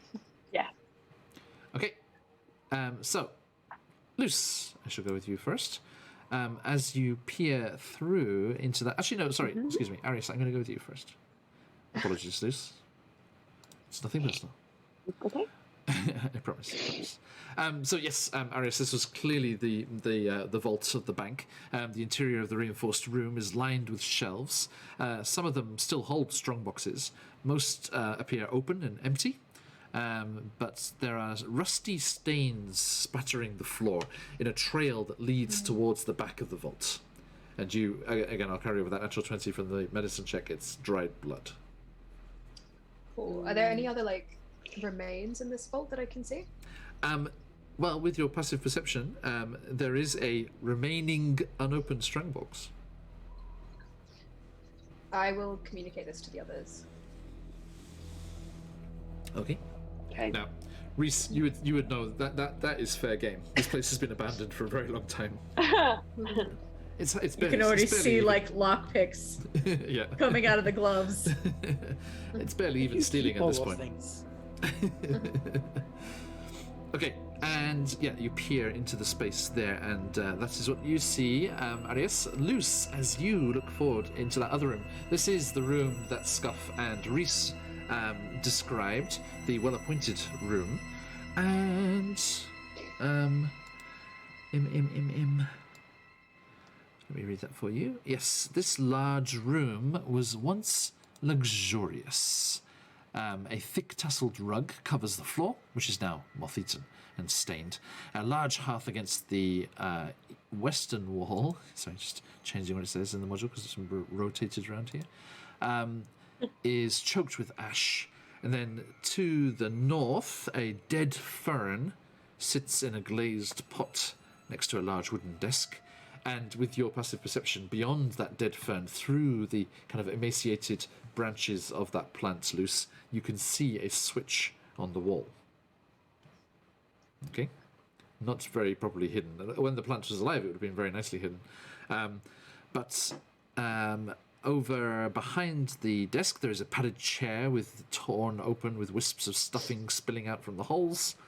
And you can see where that T is marked there, in the far corner loose.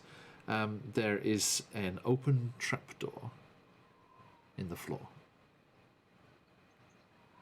I'll motion Arius Yes. to follow me through. And I'm assuming that I probably can't see stuff. Arius, sorry, are you searching that room before you leave it? Or are I'll you just just grabbing the box? I'll look at Reese. You want to grab it? I don't care. So yeah, you said you're going to show them that, so you pass that to Reese. Okay. Iris seems unconcerned by the potential cash money. No worries. Okay, so yeah, Reese, do you want to try and open it? It is locked. Yes, I do. Okay, roll me a dexterity check with proficiency if you have that in Thieves' Tools, but of course you do. Why am I even asking? Okay, that is a 19. Nice. Yes, with a very deft utilization of your Thieves' Tools, you manage to quickly work the lock and click it open. And as you peer inside, you see the glint of hard-earned loot. So quickly note this down for later on. There are 3 silver trade bars. Just an easier way of transporting money than silly coins. And a gold cat's eye ring.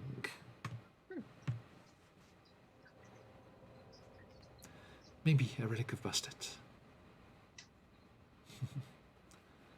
Okay. Once the assessment's done, closed, pocketed. Actually, I will say one thing. Luce, as Reese manages to open that strong box and pops it open, your detect magic does ping. Something. I don't have detect magic going. Oh, you didn't? I just Sorry. It wouldn't have to do any No. time. Spoilers. Excuse me. My memory is determined for you to have that going. Apparently. No, it's okay. Sorry about that. But yes. Okay. So you're going to investigate that trapdoor over there, Luce? Yep. Okay. So yes, That'll be. Oh no, just as in 12. go and look at it. Sorry. So yeah, you make your way into the well-appointed office and over to the trapdoor in the corner, and carefully peering over. It's where that T is there, yeah. Carefully peering over, you see there is a kind of rusty but not dangerous-looking ladder descending into the darkness below. I would like to call out, "Hello, monkey friends. Are you down there? No sound. Hello? Okay, I've just alerted you of my presence, but I'm gonna come down anyway, in hopes that you don't run away. Okay.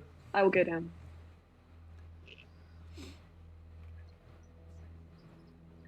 Into the rabbit hole. Let's go. You clamber down the ladder, and yeah, if the others are following, okay, you quickly go hand over hand down, and I shall carry you over to the lower level. Oops, stay still, Darius. Stay still, Iris. I said stay still. Mhm. Boop, there we go. And Reese and Scuff, yes, you too.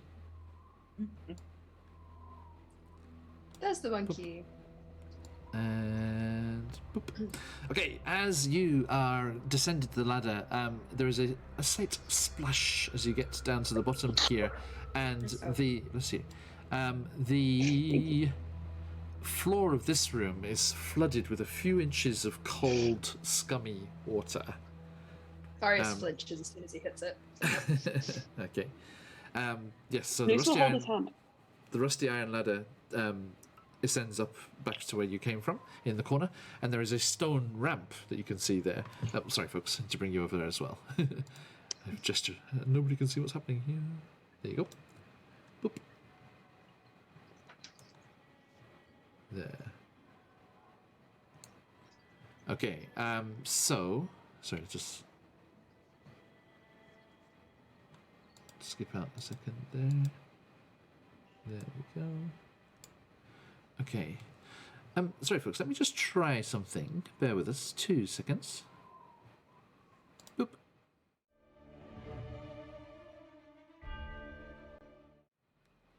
And we're back. There we go. Sorry. I changed the goal. I put it up to a lofty 2,000. Dare I dream that we could reach 2,000. I'm going to put it up there just to keep a little something to aim for as we carry on with our fantastic 2 more streams after today as well. So our fabulous one-shot roulette with Quincy from Quincy's Tavern there, and then also Candlekeep Mysteries to finish off the whole thing with our friends and players in Kentucky itself, joining us for that final of the event. Okay, so as you peer through the gloom and look at the monkey there cowering almost, you can see that stone ramp rising up to the ceiling, and there is a trapdoor clearly in the ceiling there. And Arius, you kind of stop and think for a moment, and Reese, I think you too, you'd get this. You are able to figure out that must lead to the vault. So there must have been a trapdoor in the vault as well that was just hidden away. And you look past the ramp and see over in the far corner, I can bring our friends over here, a golden effigy. A golden idol of a horned fiend holding a scepter and sitting in the corner. The pot-bellied image squats on cloven hooves, leering down at a polished stone altar that sits before it, between a pair of rusty iron braziers. The thick iron door to another vault stands open in the northeast corner of the room, and you see the glint of treasure in that room, and the monkey-like creature's eyes kind of nervously dart in that direction as they see you noticing. Now, as you arrive down here in the room, what do you do, Luce? I think Luce's attention was immediately captured by the monkey, and then upon seeing the golden idol and feeling Arius next to him kind of just like tensing up, he would just like hold onto whatever of him he can kind of like reach, like his hand or his arm, and give it a comforting squeeze. And then he would sort of fan sort of to the side to kind of give the monkey, like approaching the monkey but giving like everyone else room to kind of maneuver if they want to do something. And I would just say, there's no need to run. These are my friends, and it seems like you know this place very well. Now, am I incorrect? the creature looks kind of nervous, and it's looking towards the glittery golden things in the other vault room over to the side there, and also looking behind it at the altar. And as you move a bit closer, you can see there are glinting metallic items and kind of semi-precious looking things on the altar down here as well. As you peer through the gloom, and you can see that there are some metal fittings that don't seem to be worth anything, mixed in with some buttons and glass beads. But there are also some coins and a nice-looking brooch and some other actual treasures here. And as you are looking towards that hoard, the creature is like, no, this mine, that's mine, it's all mine. We don't want your stuff. We don't want it. Yeah, what he said. Then you all hear a voice. Oh no. Not the voice that Reese or Luce heard before.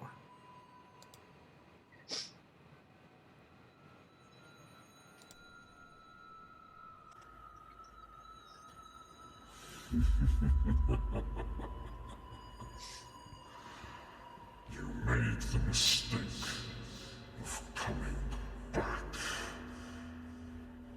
And now that you are in my reach once more, I shall have your soul. In the name of your pathetic father, you, Tyranny, are now. Oh, where is he? Where is he? He was with you. I saw him with you. No, he left. I don't know what to tell you. What did you do with my property?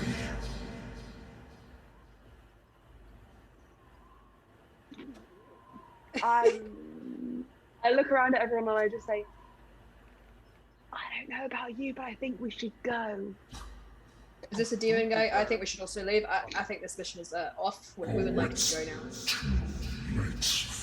We don't have your property. We can tell you where he is. Probably. The statue Oh, shit. in the corner starts to move and shift, and it steps down from the altar, and with a clop, clop, and a splash as the cloven hooves touch the floor, a devil, golden in appearance, steps onto the floor. Arius throws salt in its direction. He's like, nope. Not the demons, not the devils. I don't want them. Where's that? Hang on, that didn't work. Where'd he go? No. Come back to me. There we go. No. Ah, there he is. Okay, so yes, the idol animates and steps Baron Dragonborn showtime. Indeed. This creature steps down off the altar, and let me show you what you are confronted with here as this tall, bronze-complexioned, male-looking kind of, a human-looking figure is abnormally long-limbed, clad in armor of stained and battered coins. His wiry frame is festooned with mismatched bracelets, rings, necklaces, each gaudier than the last. The easy smile on his face is cold with envy. And the gilded devil, the servant of Mammon, steps down to confront you. And let me show you the full picture here. I am horrified. Here he is. Oh my. Oh my. Da-dun. Oh no, that thing looks very spiky. It does, doesn't it? Okay, so yes, this creature, this devil from the Nine Hells steps forward menacingly towards you. The monkey-like creature skitters off into the vaults to the northeast there. And quickly, hang on, let me get this.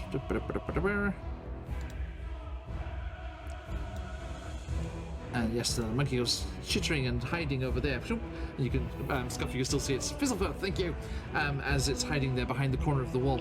And you see that this creature is menacingly looking towards you all. And as it does so, Reese, again, that voice in your mind. Very well.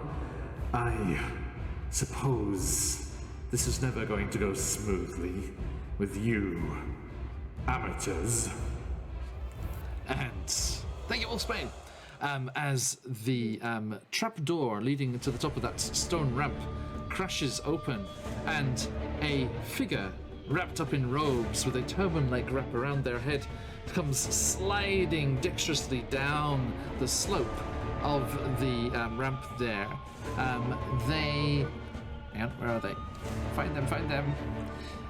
You see they throw back the hood from their head, and you see that green skin, those emerald eyes, as they appear into the room here. If I can just get them sorted here. And a figure, a person that you do not recognize. You do not recognize Reese, the voice in your mind was equally strange to you.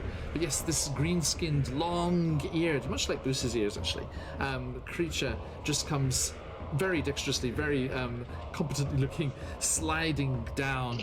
And as they reach the bottom there, they brandish a very nasty looking dagger and spin round towards this devil in the corner, and it's like, now you will not mess with our mission. We are here for one thing, and we shall take it back. In a very different voice to the one you heard in your mind. But Interesting. As that happens, you see the monkey-like creature scamper into that room on the far side there, and as it does so, there is a slight clink and clatter, and then more of the metallic sounds that may have been reported to you by eyewitnesses, as you see the large mound of coins and treasure in that vault room in the northeast corner starts to swirl and rise up off the floor, and a creature manifests itself out of the treasure that was lying on the floor there. This newcomer into the room here turns and looks at you, Reese, immediately singling you out. Deal with that! And it gestures at the vault at this swirling gold. I will deal with this one. And it starts running, kind of Naruto running up the stone ramp, and then vaults off and just goes hurtling towards the devil in the corner. And another massive thank you to Baron Dragonborn for donating this NPC. And Wow. I need... Oh, Quincy, even with that hugely generous offer, we didn't put any caveats on it. Bloody... If you're still there, I'm displeased. Bloody is giving me disadvantage. Bloody disadvantage. Okay. All right. Thank you. But I'm joking, of course. Bloody, thank you so much for the donation. Okay, so this figure is leaping heroically through the air towards the devil. The rest of you are confronted by this strange, greedy monkey-type creature and its pet swarm of coins. And, my friends, let us once more roll some initiative. Well, I thought we were friends with the monkey. No. Ooh. Ooh. Ah, what happened? Not terrible. No, don't do that. Come back. Okay. Oh, it felt like the earth shifted. I know. Ooh. I think it was... Arius was casting some strange magic again. or Luce, that was Luce. Time to see how good this build is. Yes, good luck. Good luck to you, Baron. Feel free to shout advice at me in chat there. Okay, let's try that again without shifting the whole map.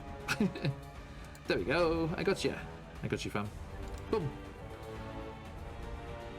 Sorted. And let us add our new friend as well.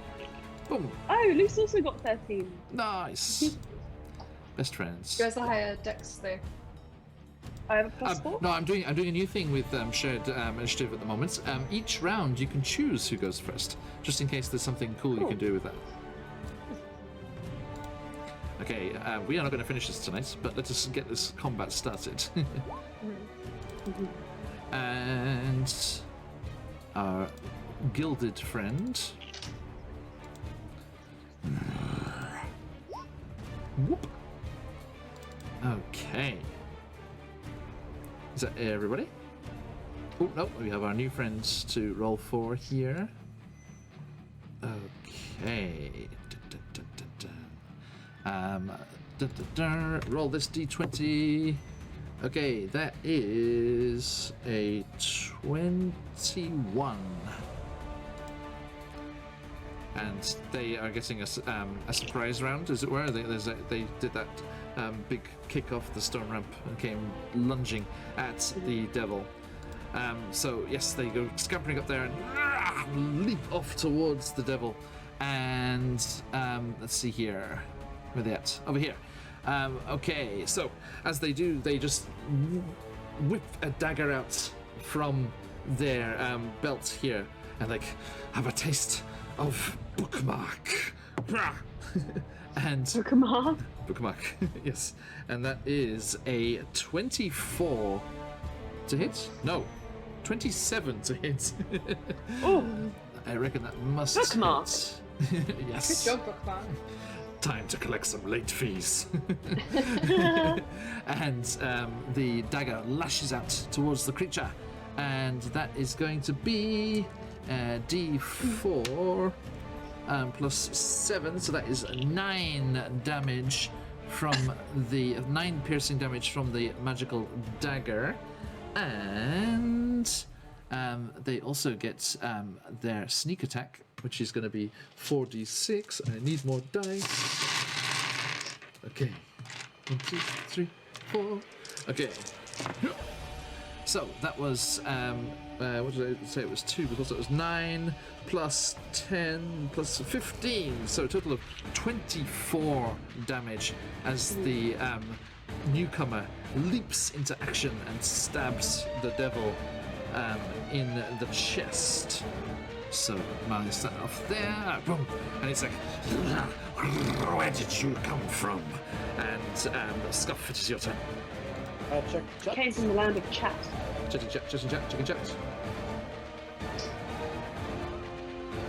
Oh, thank you, Baron. Okay, so that goes up to 48.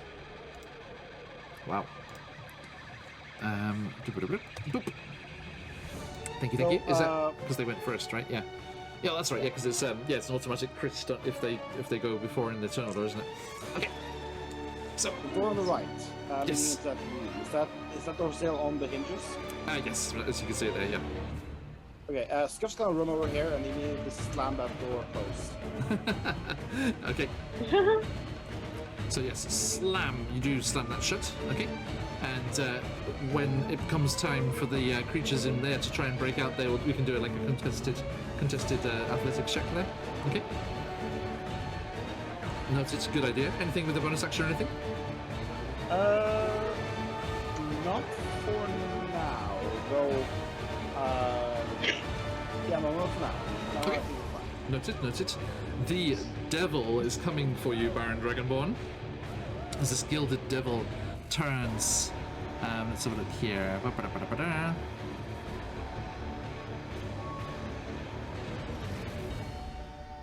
Okay.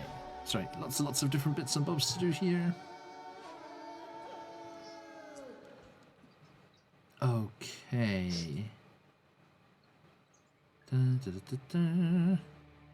Sorry, everybody, just double checking something here.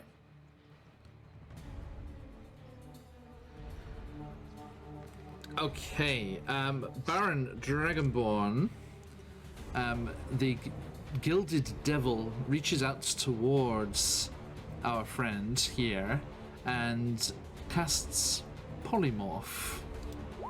Oh, So, let's have a look here. Okay, wisdom saving throw. What's the DC? Okay, so where is our thing here? A wisdom.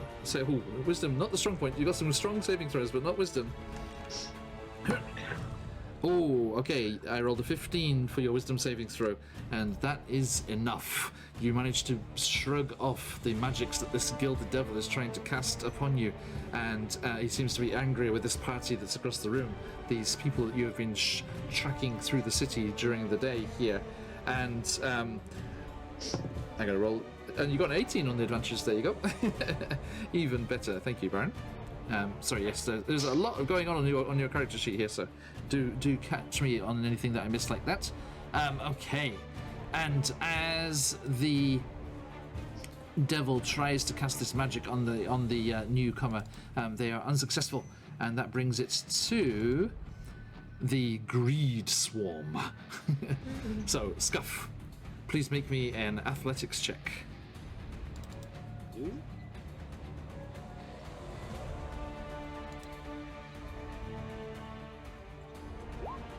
20. Oh wow, okay. I cannot beat that. It has -2, so even with a natural 20. So as you, let's see here. Sorry. Yeah, as you are just leaning against the door, you just hear a just a furious ringing and clattering and just like buffering as you can just feel the fury of this swarm battering on the opposite side of the door. It's actually attacking the door instead, so we might see if we can damage the thing.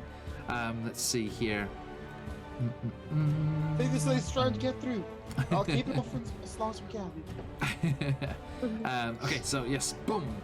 Okay, and hits. Okay, it causes 8 bludgeoning damage on the opposite side of the door, and you do feel the door as it is pockmarked with age and rust. Although holding intact for the moment, it could not continue to hold up to that forever. But you are containing it at the moment. Luce, it is your turn with Arius on deck. Hello. Or the other way around. I'm Luce. You can go first. Luce can go first? Yeah. Okay. So can I just check the swarm, this golden swarm thing of money? Yes. Is that being controlled? We can assume by the monkey. You do not know. You have not seen the monkey do anything that looks like. I mean, they're in the same room together, but I mean, you didn't see any kind of gesture, or you didn't see the monkey call the swarm forth or anything. Okay.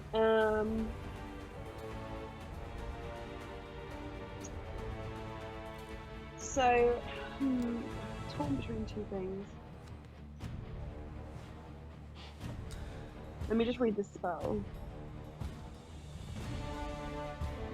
I mean, I think what I'm going to do is I'm going to try and obscure the area as best I can and make it difficult for anything to hit us. Okay. So, I'm going to... Alien, I'm starting to feel that jab now. Second jab is the worst. Is the ground... I can still put my arm up, it's okay. Is the ground like raw earth, or is it Oh, flooring? no. Yeah, it's sturdy. This is a vault, so it is sturdy construction. Okay, then I'll go with fog cloud. Okay, and So Arius, sorry, I know several times you've used lightning and things in the past. Remember, you were all standing in ankle deep water. Yep, he knows. he knows how water conducts electricity. He's like, No. Okay, Lucy, sorry. Actually, not true. Water doesn't conduct electricity. Salt. you is mate, water. you. There you go. Yeah. We are completing the circuit, guys. yeah. Actually, no. I'll stick with entangle. And I So helped. my plan with this is This is- to rather than necessarily stop like restrain a creature, would I be able to make a kind of like entangle into like kind of a difficult terrain kind of effect if I like throw like vines across the floor? Yep, and then, that's what that is. Yep. And sorry, quickly, Cool, so I'm gonna do thank you for the entangle. donation. Yes. I'm gonna do entangle. Okay. And what's it is the area 20-foot on that? square. 20-foot square. Okay. So Centered where? 5, 10, 15. I'm going to center it. I mean, I'm going to center it on, I think, the devil. Okay. Trying my best not to capture bookmark in it. So. Okay. So 5, like 10, reaching 15. out. It's a 20-foot square. The square. So 10 foot either side. So how about like how That's about not gonna work, is it? how about here? Here, yeah, that's Yep. perfect. Okay. And he needs to make a strength saving throw. The devil. Yes. Okay. Boop. 14. Beats it. Oh, so close. But regardless, it's difficult terrain, so moving is going to take up part of its speed. Nice. Okay. Thank you. But yeah, so just these coiling plants just erupt from the water all around the devil, just coiling up and grabbing onto its form, but it seems to shrug that off and break through. Okay, although with a little bit of efforts to it. And Arius, your turn. Reese, you're on deck. Yeah. I am going to move up to where Scuff is. Yep. And can I get past Scuff or no? He's holding the door closed. Oh, holding door closed. Yes, okay. yes. I'm going to stand here then, and I'm going to hold an attack with my warhammer if anything gets through. Okay. Nice. Reese. Is there any way I could attempt to... Does it seem like if I were to desecrate the altar, if it would break the spell? Oh, at least over, like, the monkey.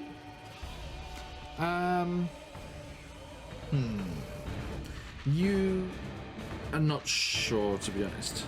It's not really your speciality. Okay.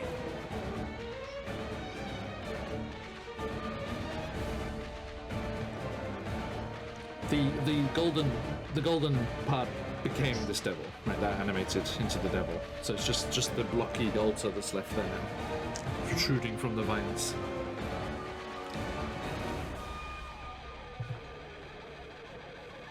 I think in that case, I'm going to...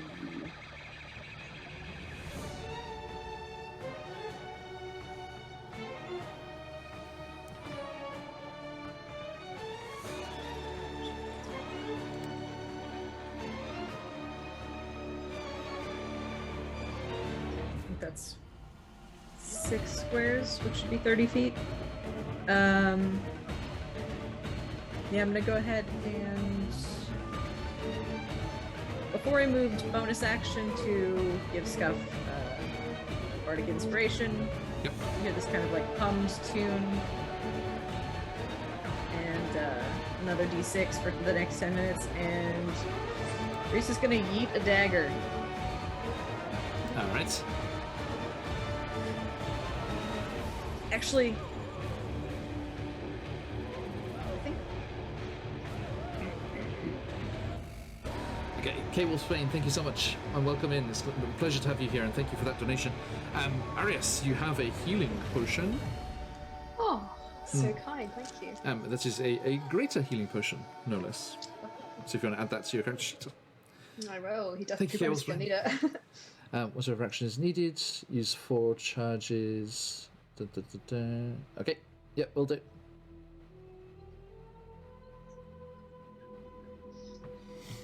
Okay, so yes, Reese. Okay. Mm-hmm. Instead of yeeting a dagger, I'm going to make a duplicate of our Vidalkin friend Okay. right next to them. Verdan friend. Mm-hmm. Verdan. Sorry. I'm sorry. I also Verdan? did a lot of reading suddenly. Yeah, I'd like to use minor illusion just to create a duplicate to maybe confuse the devil. a little Okay. bit. Nice. Where are you creating that? Right next to them. Okay. How's the wording on minor illusion? Is that strong enough to do that? You create a basically it's as long as it's within like a 5-foot cube. So. Yeah, but they're not small. Like, it would take an investigation check to determine that it's an illusion. Oh, okay, so because it doesn't move or do anything; it just kind of stands there. Okay. In the same kind of like level 1. Level 1. Ping where you want it to be. One spell slot left. Okay. So, boop. And for our sake, I'm going to mark which one it is, with a thing on the. Let's see. Is there anything perfect? No. Let's see. Okay, so this is the slightly magical one here. Okay. Noted. Anything else? Nope. Action, bonus action, movement, done. Noted. Okay, which brings us to the monkey-like creature, which is also going to attack the door as well. Boom. Gets through and 9 slashing damage. Yes, Scuff, again, you hear a scrabbling of claws on the opposite side of that door, and it's clear that the creature is also trying to break through. But the door is still holding, but not doing too well. And which brings us to our friend, our mysterious friend here.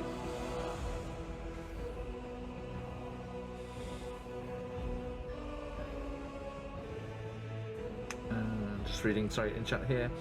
With whatever action is needed, I use 4 charges of the Ring of Winter to bring forth an animated ice creature opposite the devil from me, using the other to attack the devil with bookmark, giving me the prerequisites to activate a sneak attack. Indeed.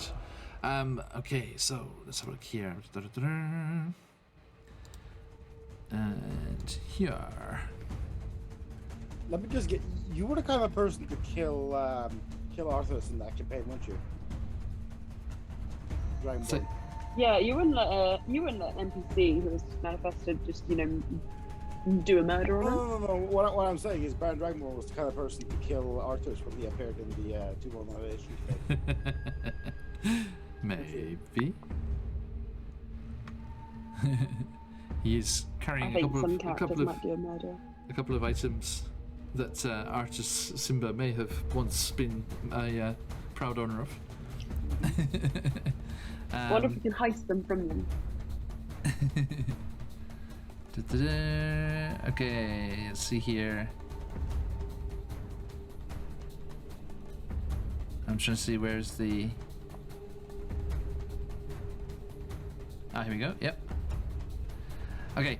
The problem with that Baron Dragonborn is that's going to use your action to create the ice creature, so you couldn't attack as well, I'm afraid. No, that's what it says. With whatever action is needed. Mm-hmm. So he means that he's going to use that in whatever action that is to summon that creature. Yeah, but I guess he's the sneak attack that he's mentioning later is for later. Yeah. It gives you later. Yeah. Cool. All right. So let us quickly have a look here. I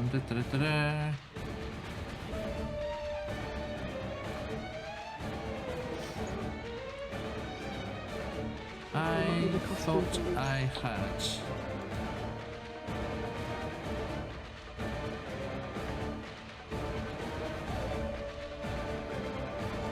Are you saying he's going to use a bonus attack with 2-weapon fighting? That's it. Which will be a bonus round, I believe. A bonus action. Okay, I'm sorry, I'm just trying to find a token for your ice creature.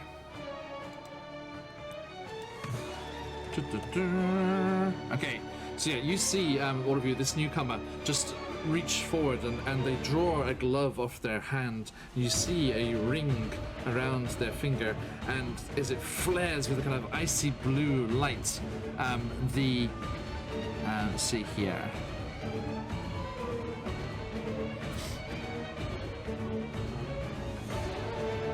Yeah, this will do.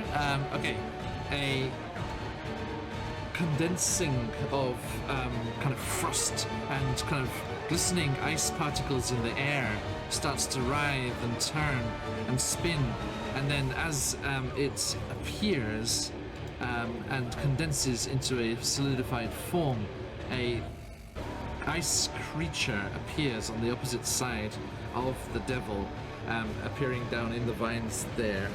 Sorry folks, let me show you what's going on here. Boop. Down we go. As this icy creature appears on the opposite side of the devil there and is conjured into being. And then, let's have a look here. Baron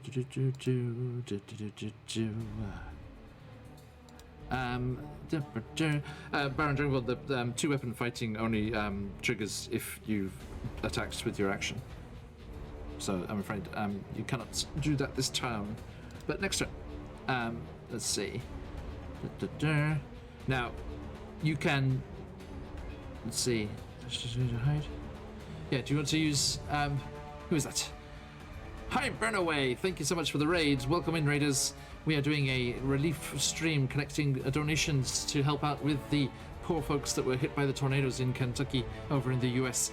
If any of you are able to, please do consider donating and helping out with our cause here. As you can see, lots of people have already been very generous, and we are well on our way towards $2,000, hoping to raise that and send it to the American Red Cross in all of the efforts that they are doing over there. Please do consider helping out if you're able. It will also get you entered into our prize giveaway, massive giveaway with lots of fantastic prizes to be had. Every $5 gets you a ticket in the entrance for that. I hope everyone's having a fantastic time and that you had a good session over on your channel. Okay. I burn away. Okay, thank you. So, yes. As you, let's see here. Yeah, so as the devil's like distracted by the ice creature appearing behind it, you use your bonus action to slip away, leaving leaving your duplicate there, and you go around the opposite side of the ramp, ready to hide back there and use that for the sneak attack. And surprise that you would get from that next time. Okay, so yes, that dashes around there. Okay, oh, thank you, Harbin, thank you so much, raiding and donating. You're an absolute legend. Thank you so much for that. And that is going to see if there's any bonuses added on to that. Oh, I see something. Who's this going to? Thank you so much. Another disadvantage from me, but I'm just going to leave that crystal there because I forgot to remove it before. There it is, looming over my head like a ponderous weight on my mind. Okay, that has happened there, which brings us to you, Scuff. Yeah, let's see. Just hold the door. Scuff looks down at Darius, who's currently prepared to strike at whatever this person is. You can hear the clang of things hitting against the door. As it says, Darius, I'm going to let it go soon. Are you ready to strike? As he just grins and pulls it up. grabs the door hard, as he prepares to, next time this metal clanging starts happening, he's just gonna yank the door, so all this metal just flows through the door, leaving it perfectly open for an attack. Excellent. Okay, noted. So yeah, you ready an action to do that? Okay, which brings us to the devil. Okay, and let's have a look here. Okay, thank you, Baron Dragonborn. He's asking me to use the my disadvantage for your benefits up against the swarmman there. Okay, thank you very much. Very kind. So the devil is going to.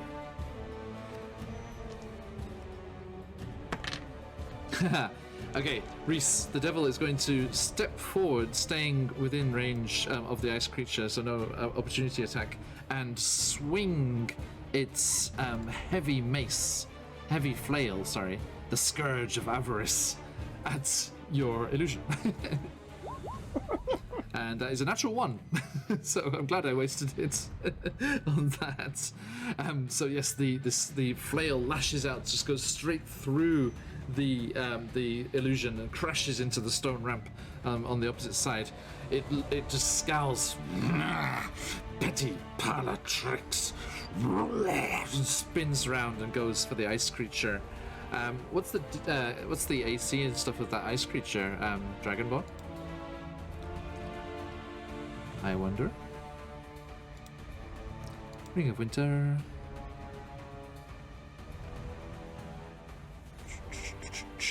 Animated ice creature.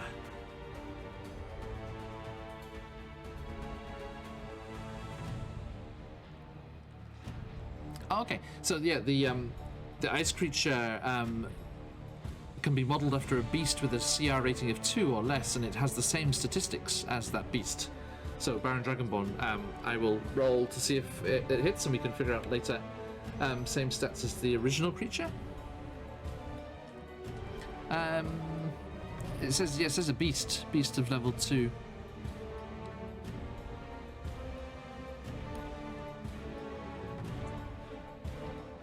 Go with bear. Bears are nice. Yeah, bears are good. A polar bear would be very fitting here. True. Is that what CR is that, Scuff? I'm gonna have a look. Cheers, mate. Bear. Black bear, brown bear, bugbear, cave bear, polar bear. CR2. Hey, perfect.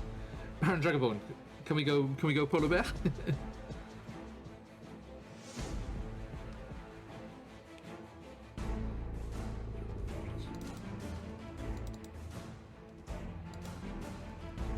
Waiting for that confirmation there. Okay, so anyway, as this happens, let's figure out what happens up with you, Scuff, and Arius, as indeed you start to hear. Go for it. Cheers, mate. Okay, so the Gilded Devil rolls with the heavy flail, the Scourge of Avarice. Such a cool name. Ugh, 10 and a 10. That is going to miss. So this ice polar bear just moves out of the way, and the Scourge crashes into the altar. And you see the devil go, ooh. So it's like crashes into and damages its own altar. And then he's like, oh, that's gonna be mad. And then the coins do start to batter against that door again, Scuff. So you're gonna step one to the north and move out the way. Scuff tugs that door as he steps upwards. Okay, loose. There is a slightly alarming moment as Scuff suddenly steps back and moves the door out of the way, and the swarm of coins just comes boiling out of that doorway towards you as it sees you right there in front of it. But Arius is ready and waiting. Hell yeah. If I can hit it with the Warhammer, I No problem. will. Yep, go for it. And with advantage, you have surprise. Okay, cool. No, I'll take the first one. Thank you. So the second one was a 4, the first one was a 12 plus 3, 15. Yep, that hits. Okay. Let me go here, these.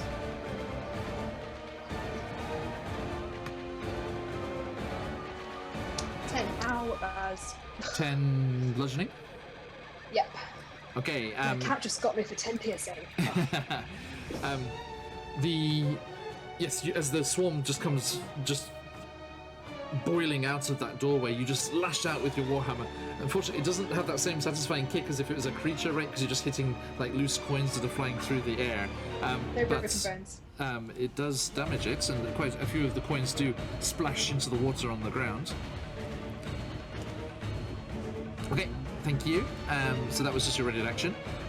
The swarm had attacked the door, so it has already used its attack. Does it get double attack? No, it doesn't have multi-attack. So, Luce, it is your turn. A swarm of coins is coming at you. Oh no. I know. Emma, you're muted. I can hear you, but no one else can. As Luce sees the coins coming, he's going to do the only thing that he really can do, which is he's going to brace himself and he kind of puts his hands up over his face. But as he does, you see his forearms begin to kind of like sort of like prickle as thorns and nettles begin to grow on his hands. And he lashes out with primal savagery. Nice.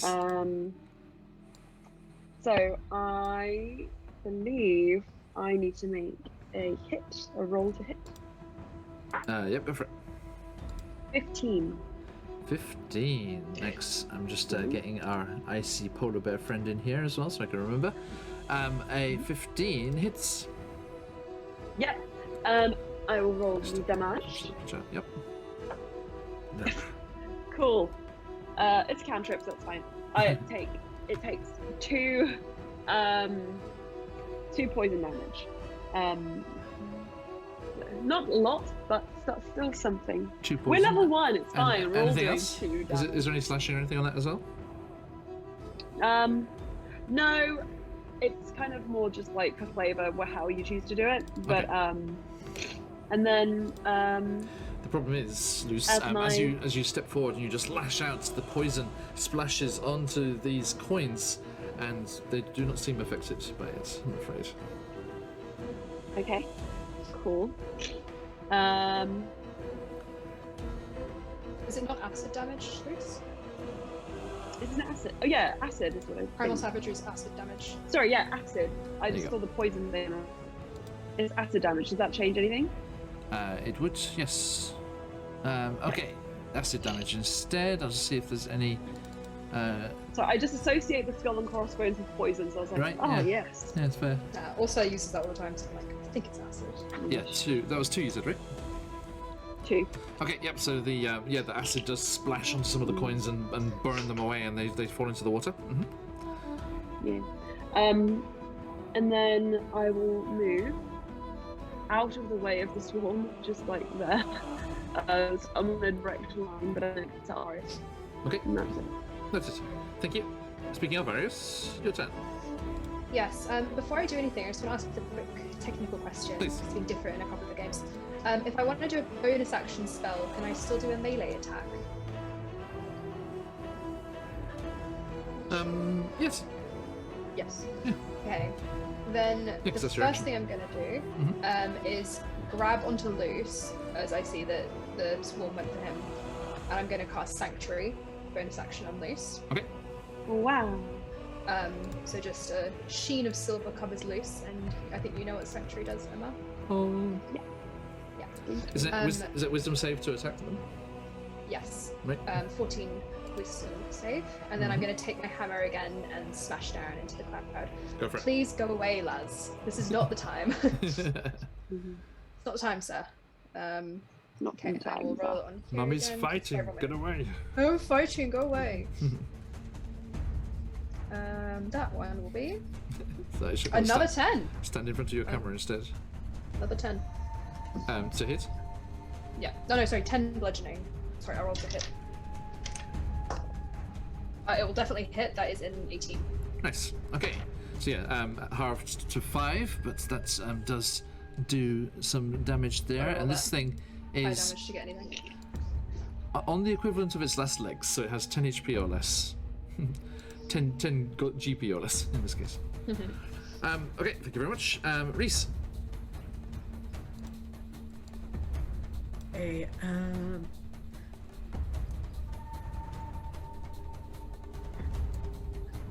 so I'm gonna have another. I'm gonna drop the other illusion, leave an illusion in my place. Mm-hmm. And just skirt back up to the top up here. Okay. Shoop. Bye. Lasers. Okay, thank you. So yes, you run off up there. Okay, and Scuff. So my action is a minor illusion in place for me, and bonus action is going to be to give inspiration to Arius. Nice. Oh. All right. So this one is the copy. Boop. Up there. And then, yes, you're up there, and you do that for Arius there, so remember that you got that, Arius. And the, now the monkey-like creature, Scuff, is going to come bounding out of that doorway and come leaping towards you as it sees you. Where are we at? Here. Ah! Oof, natural one. Yeah. You're okay. As it just scatters off your armor. Yes, wee, bye. Just goes flying by. Okay, now that's going to bring us to the top of the round. And I think, sorry, my friends, we are going to have to take a pause there and come back to this one and see just who this mysterious creature is that has joined you and how you will do against this horrible gilded devil of Mammon here in I have the no basement spell slot left. of the bank. Woot woot. As was. Okay, so let me bring Soundscape down a little bit. Calm down, my friend, calm down. The sun's getting lower. Okay. Okay, there we go. Right, so a massive thank you to everyone that came on by. Thank you for our raiders. Thank you for the follows and the subscriptions, the gifted subscriptions. Thank you, Sceptic, especially there. And of course, most of all, thank you for all of the generous, wonderful donations, throwing up over our initial 1,500 goal and getting us on our way towards a new goal, a loftier goal of $2,000. Fingers crossed we have 2 more streams. Can we make it? I hope so. If everyone is able to join us, please, thank you, Chaotic Platypus, always a pleasure to see you. Please do join us in 8 hours time. We will be back. We will be back online as we are jumping into a game of one-shot roulette with these amazing people. Join us as I am joined by the fabulous AJ Winters of Winter's Tales, Quincy from Quincy's Tavern, Battlescar Buns from our own At the Abyss game, and Michael from Dead Aussie Gamer. A wonderful, wonderful cast to have and throw into the madness that is a one-shot roulette. Entirely randomly generated characters into a randomly generated location with a randomly generated plot.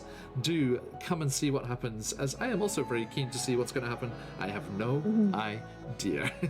And you can also help and join out there. Hey, newbie goddess! Excellent. Do please come back, and we shall see you then. And then later on Saturday for me, and wherever you are in the world, it will also be a Saturday, as we wrap up with our finale stream for this week-long charity drive for the relief efforts in Kentucky after those devastating tornadoes. We will be joined by our fantastic Candlekeep Mysteries crew, and you can catch up with us then, and we shall wrap up this week-long event with our fantastic partners CZRPG, Arcane Library, Shard Tabletop, World Anvil, Phoenix Dice, and Hero Forge Miniatures. Please, if you are able, do consider donating. All of you that have already, every $5 has got you a ticket in our giveaway. There are some amazing things in there which we'll be drawing the winners for at the end of the week, and then we shall be getting those messages off to you and letting you know just what has been awarded to who, and we shall see. It'll be like a first come first serve, so the first winner will get the choice of all the things, and then second and third and so on, like a raffle table. You come up and grab whichever one you want. Now, a massive thank you to my players, Emma, Lily, Skeptic, and Aelin. Thank you very much for joining me once more.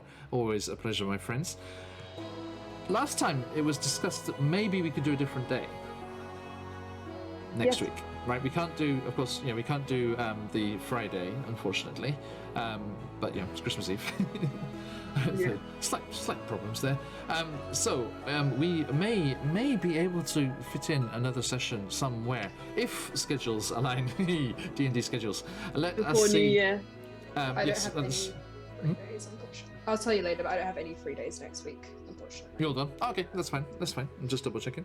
Yeah, maybe if there's something after Christmas before New Year, maybe we shall see. That might work, yeah. Do Yeah. follow, give us a follow, folks, on Twitter and the likes to keep tabs on what is going on, and you can find out just when and where we'll be kicking things off again.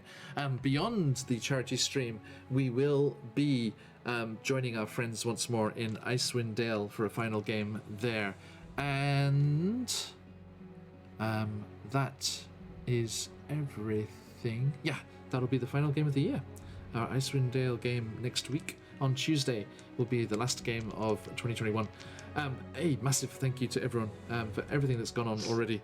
This is, I wish it was under different circumstances, but I'm so happy that we're able to do this lovely charity stream and experience just the beautiful generosity of everyone in the community here as a wrap up to the year.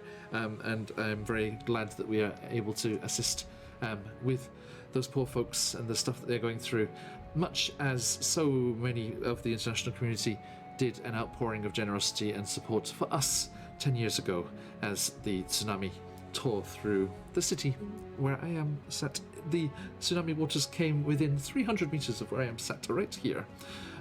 So yes, it is a very close to home feeling that we are able to help out in any way. So thank you again, and I shall see all of you very, very soon. But until then, do stick around for the raid. If you've got them, let those phoenixes fly, and we shall see you all next time. But until then, as we like to say around these parts, Bye everyone. Thank you. Bye.